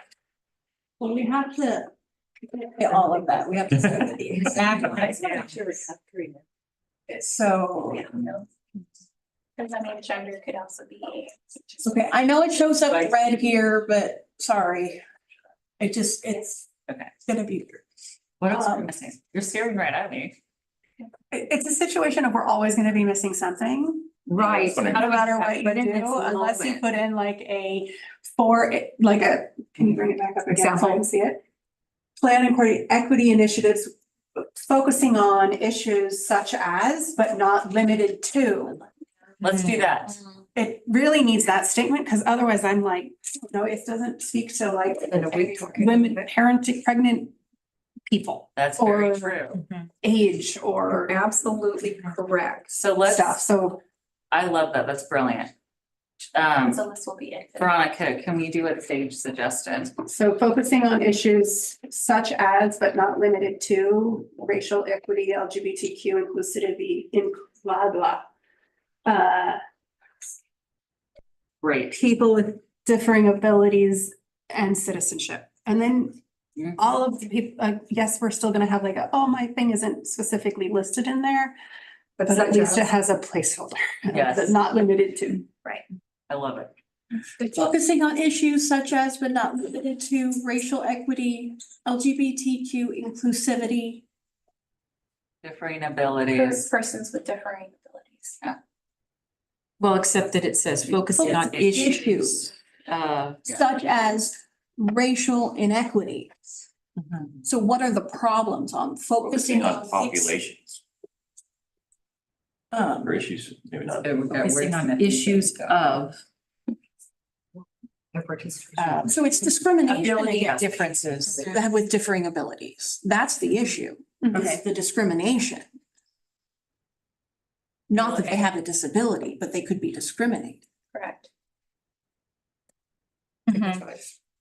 So it's not that we're gonna focus on those people. Right. We're gonna focus on the issues negatively impacting those people. Correct. So how are people with differing abilities being negatively impacted?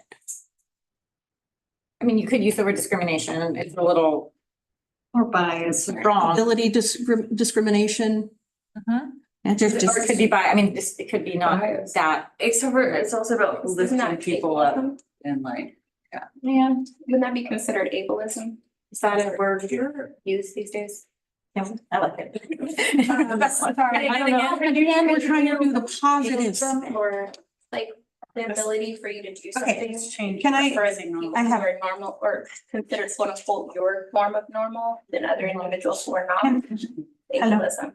Can we do focusing on issues of equity, inclusivity, and discrimination related to areas such as, or, but not limited to, race, LGBTQ, Yeah. citizenship, people with differing abilities, Yes. et cetera. that sounds like it covers. So like you're putting the three things, if we're talking about, we're talking about equity, diversity, inclusion, discrimination, those things. You're putting that at the beginning, it applies to every single thing after it, right?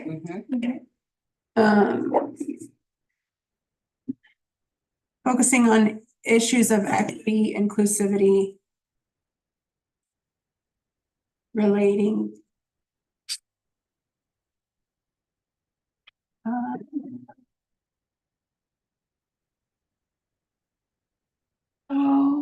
To, I know my keyboard's being relating to areas such as, but not limited to, race. That's what it is, related to areas.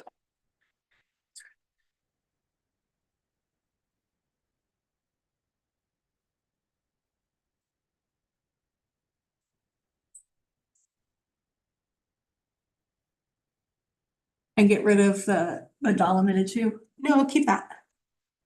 And then, but get rid of, so racial equity would turn into race.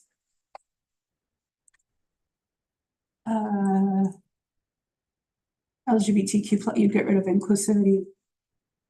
Is LGBTQ plus okay, or should we add anything else? I think it's fine. And it probably should say citizenship status, but it is citizenship sounds a little. Yeah. Yeah. odd. But it says they're not limited to, so that's why we're saying that. Yeah. Because then we don't have to list everything again. It's, I'm sure everyone's fine with the other 4 bullet points, so. We don't need to work with everyone. Because we're not limited to, right? That's great. Thank you, Sage, for your assistance with Thank you, that. Sage. Because of the first few things. I can only imagine. We say they're not limited. Like, So that should- I love Because it. we could- I'm like, I like reading a good grant. Oh, since we could not limit. Okay, so we do have 20 minutes left. And we still have to do. To vote on. Can I move to approve with the changes? Yes. I wrote them backwards, but it's what's on your screen. On the screen there. I'm gonna move it over. Sage move, is there a second? What was your motion, Sage? To approve with the changes as detailed, blah, blah, blah, blah, blah. I second it. Yes. Great. Seconded by Jennifer. Jennifer seconded it? Okay. When I call your name, please say yes, no, or abstain. Denise. Oh, whoa. What? What?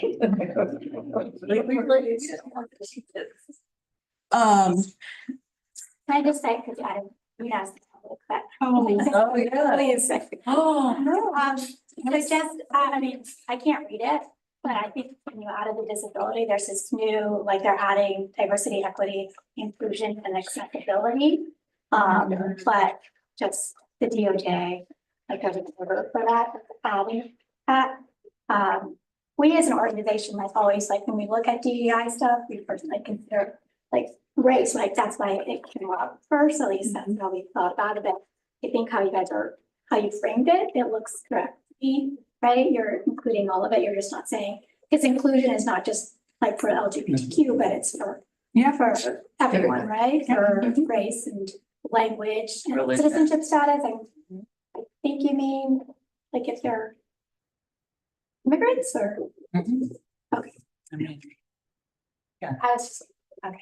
so we have a lawyer's approval is what I'm hearing. They have like different, they have diversity, equity, inclusion and accountability.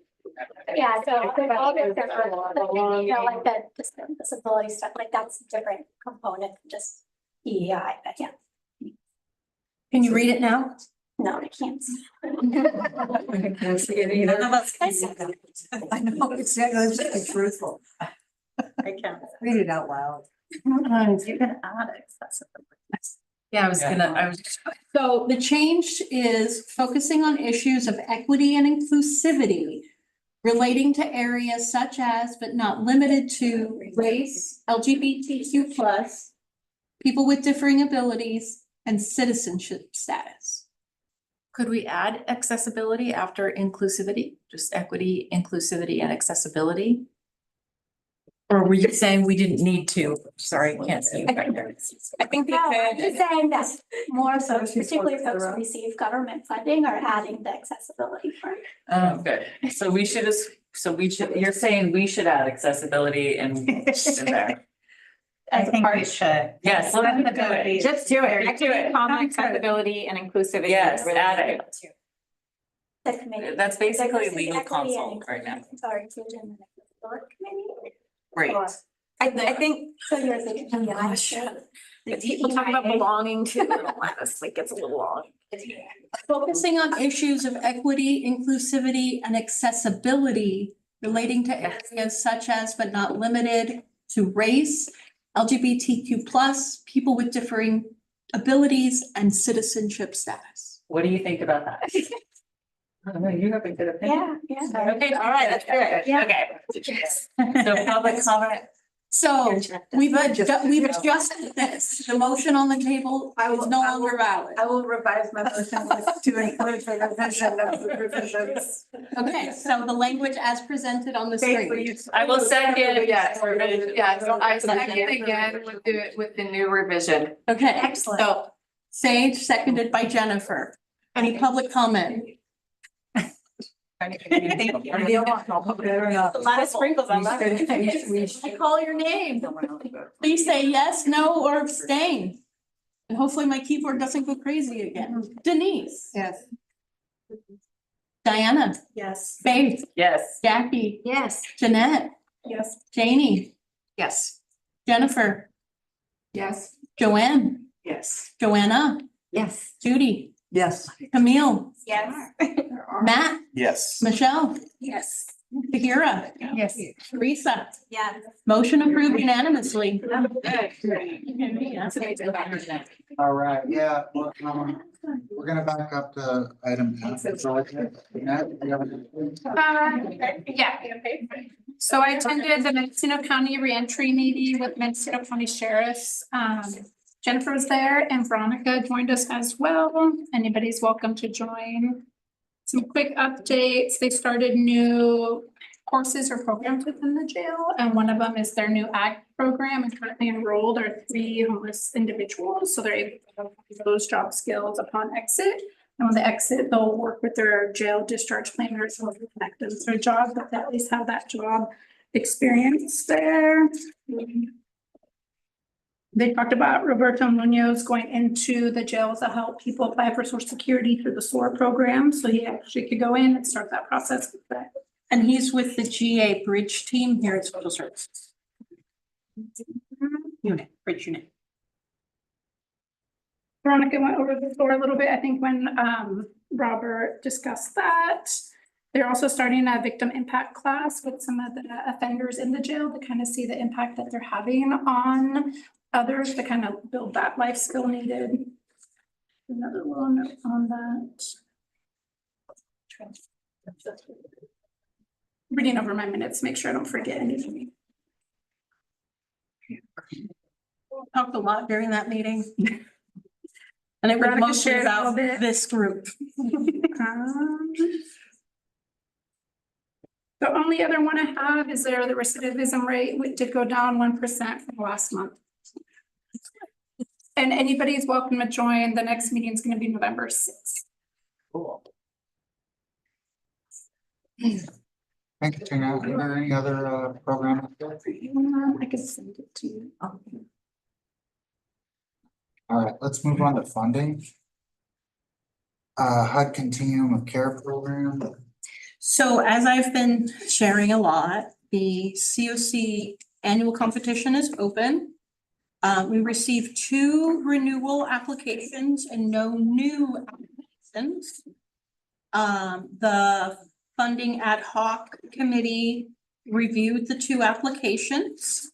And the priority listing is included in the last page of your packet, page 50.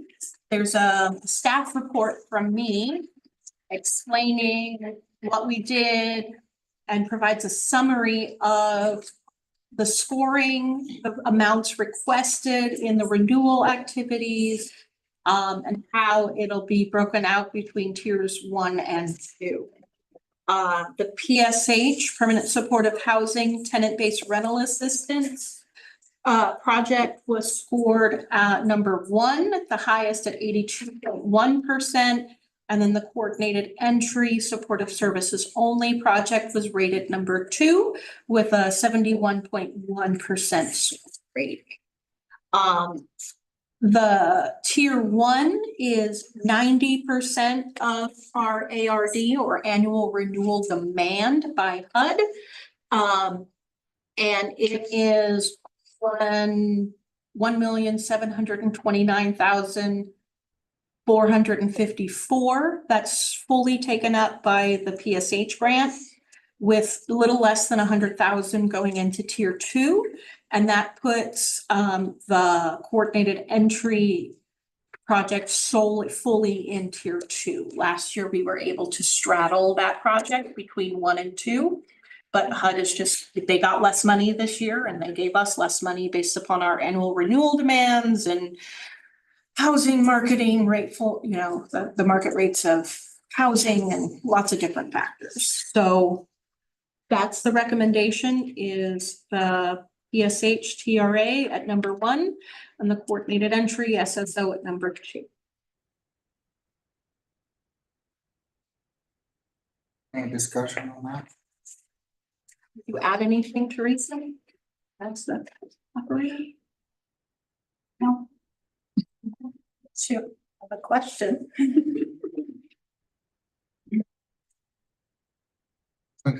We get a motion to approve this?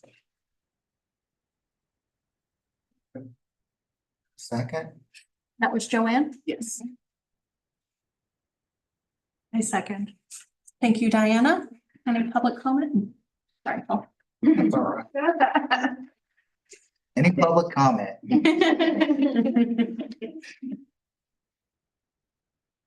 Oh, look at me. Oh, that's good.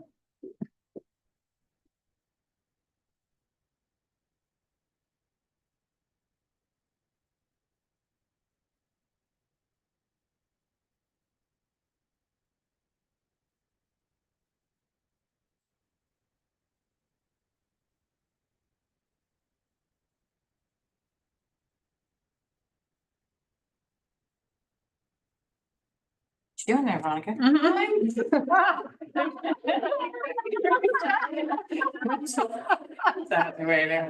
Very strange for Veronica to go on pause. I don't have a place to put this, so, oh, I forgot. No. Take the title of it. I need an, okay. Hold on, I'm almost there. I can do this. Here it is.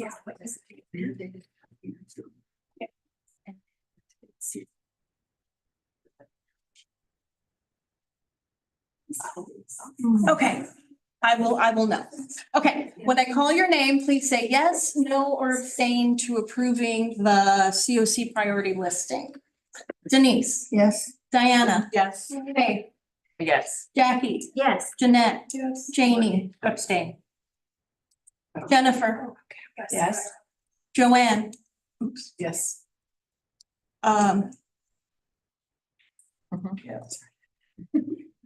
Joanna, Yes. Judy, Yes. Camille, Yes. Matt, Yes. Michelle, Tahira, Yes. Teresa, Same. motion approved. Okay. All right. We move on to COC bills. Just an update that local applications are due by the October 28th. And I forgot something under the COC competition. I don't have the COC collaborative application completed. And it's supposed to be approved by the COC board. So I'm gonna need to call a special meeting of the board.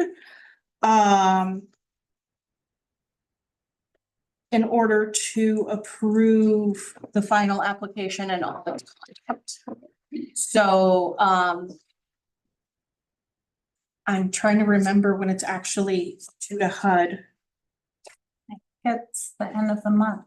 It is the end of this month, yes, but what's the exact date? 29th, I think. Is it the 29th? So if I could call a special board meeting on Thursday. Can it be done by Zoom?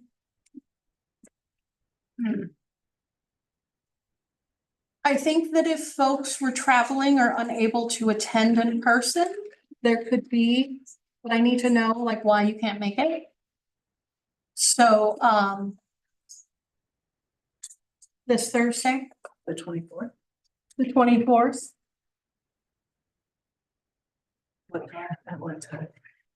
A good question. When are folks available on that day? This Thursday? This Thursday. I'm available after 1. I don't need just the board members. It's not all members. So like Jackie and Janie, you don't have to worry about it, but Matt, you guys do. Diana, you don't. We have to be in person. It depends. If you have a very good reason, you can't. I can't come We're regardless. driving to Sacramento then in a meeting.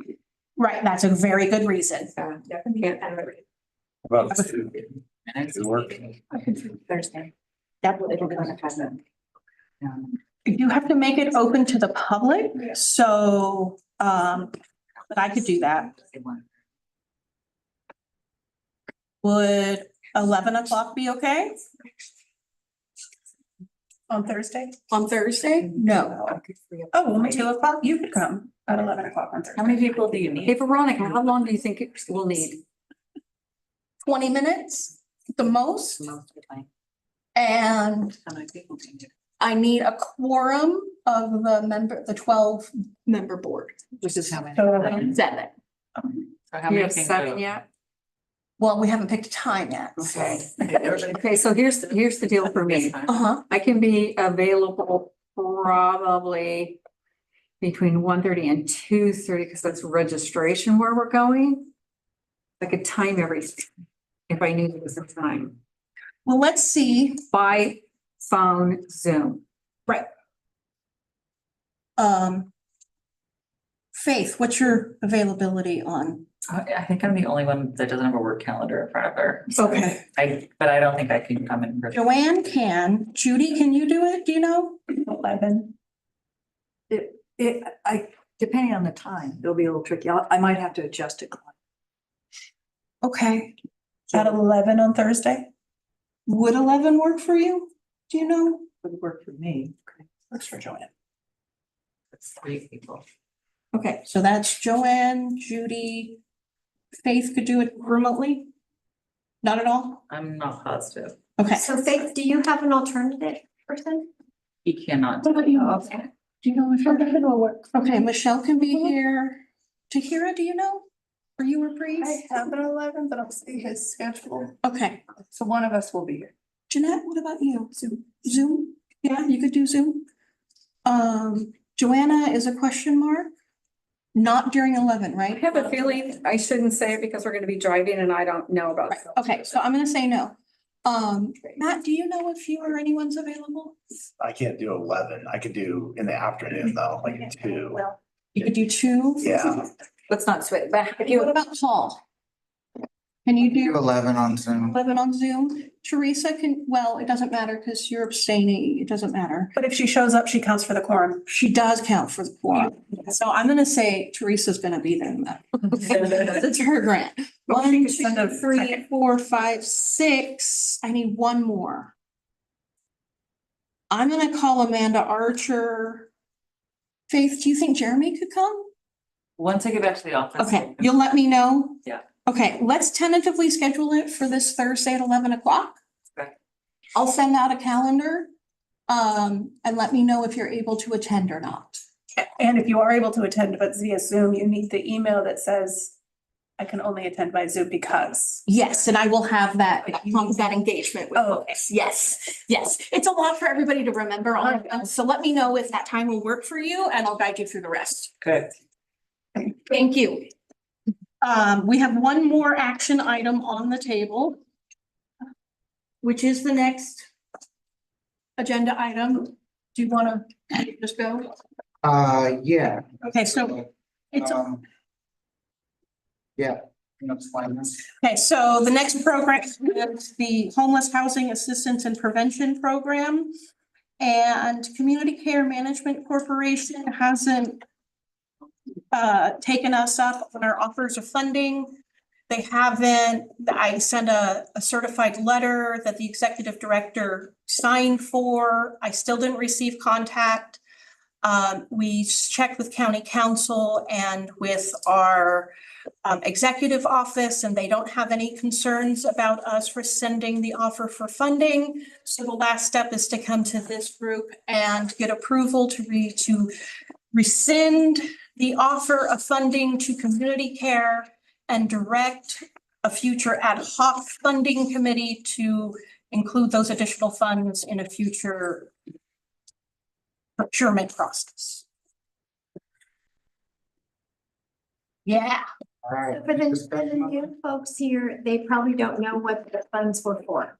The funds were to do a homeless prevention project. It was going to be the first of its kind, and it was going to be for all populations. It was primarily going to be done over the phone, so that it could be representative of the full jurisdiction. We don't have any other homeless prevention projects, but we could continue to earmark those funds for homeless prevention if we know. Which we don't need to decide right now, like that's not. But it can totally be used for the same purpose. They won't go. We just have to, Just. no, just the money's in the offer bank. this. The money's this contract is literally, they give us the allocation and we spend it down. Okay. And so the money's in the bank. What are we gonna earmark it for? Is the question. So we just need a motion to formally rescind the offer of funding. Okay. From a board member or any member? Doesn't matter. This is a full membership meeting, so I like moving for things because it moves us. Yeah. Move, right? I move to approve the rescinding, good grief, Give a of second. the award. I'll second. And reallocate to next funding, blah, blah, blah. Teresa second. I will say, watches this video. I think I'm an idiot. You're never getting started. any discussion? Public comment? I think it's nice to use the money where it's gonna be used. Yeah. When I call your name, please say yes, no, or abstain. Denise. Yes. Diana. Yes. Faith. Yes. Jackie. Yes. Jeanette. Yes. Janie. Yes. Jennifer. I think she had to leave. That's okay. We still have a quorum. Joanne. Yes. Joanna. Yes. Judy. Yes. Camille. Yes. Kate. I mean, Matt. Yes. Michelle. Yes. Tahira. Yes. Teresa. Yeah. Motion approved. Alright.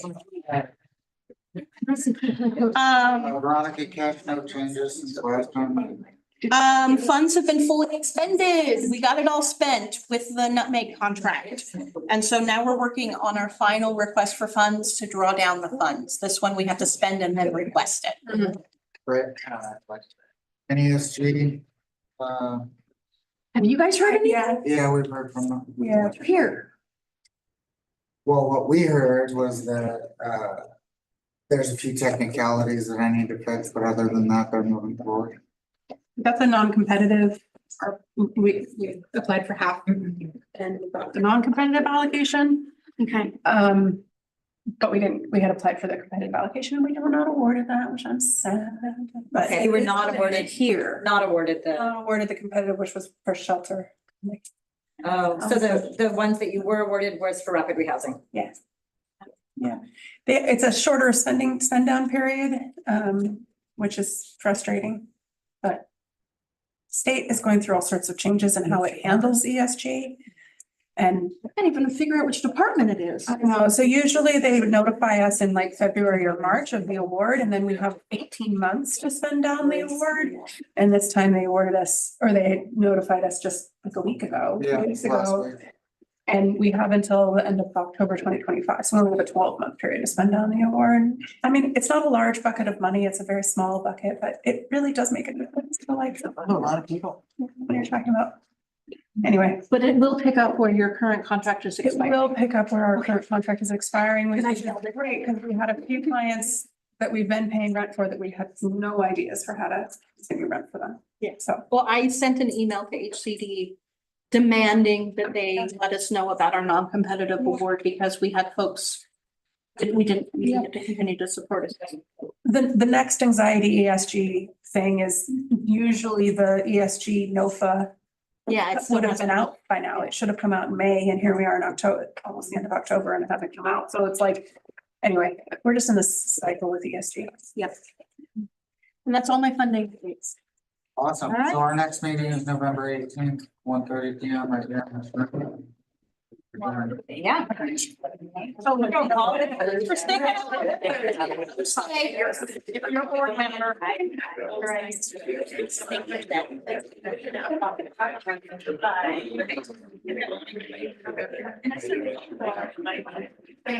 Very far.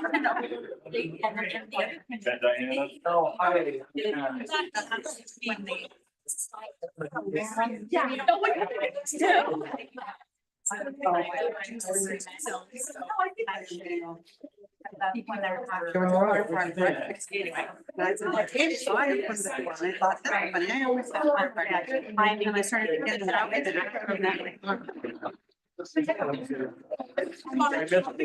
Just like mine, parked next to my husband's car the other day. And we were in his car and I almost got in the wrong car and there was a lady in her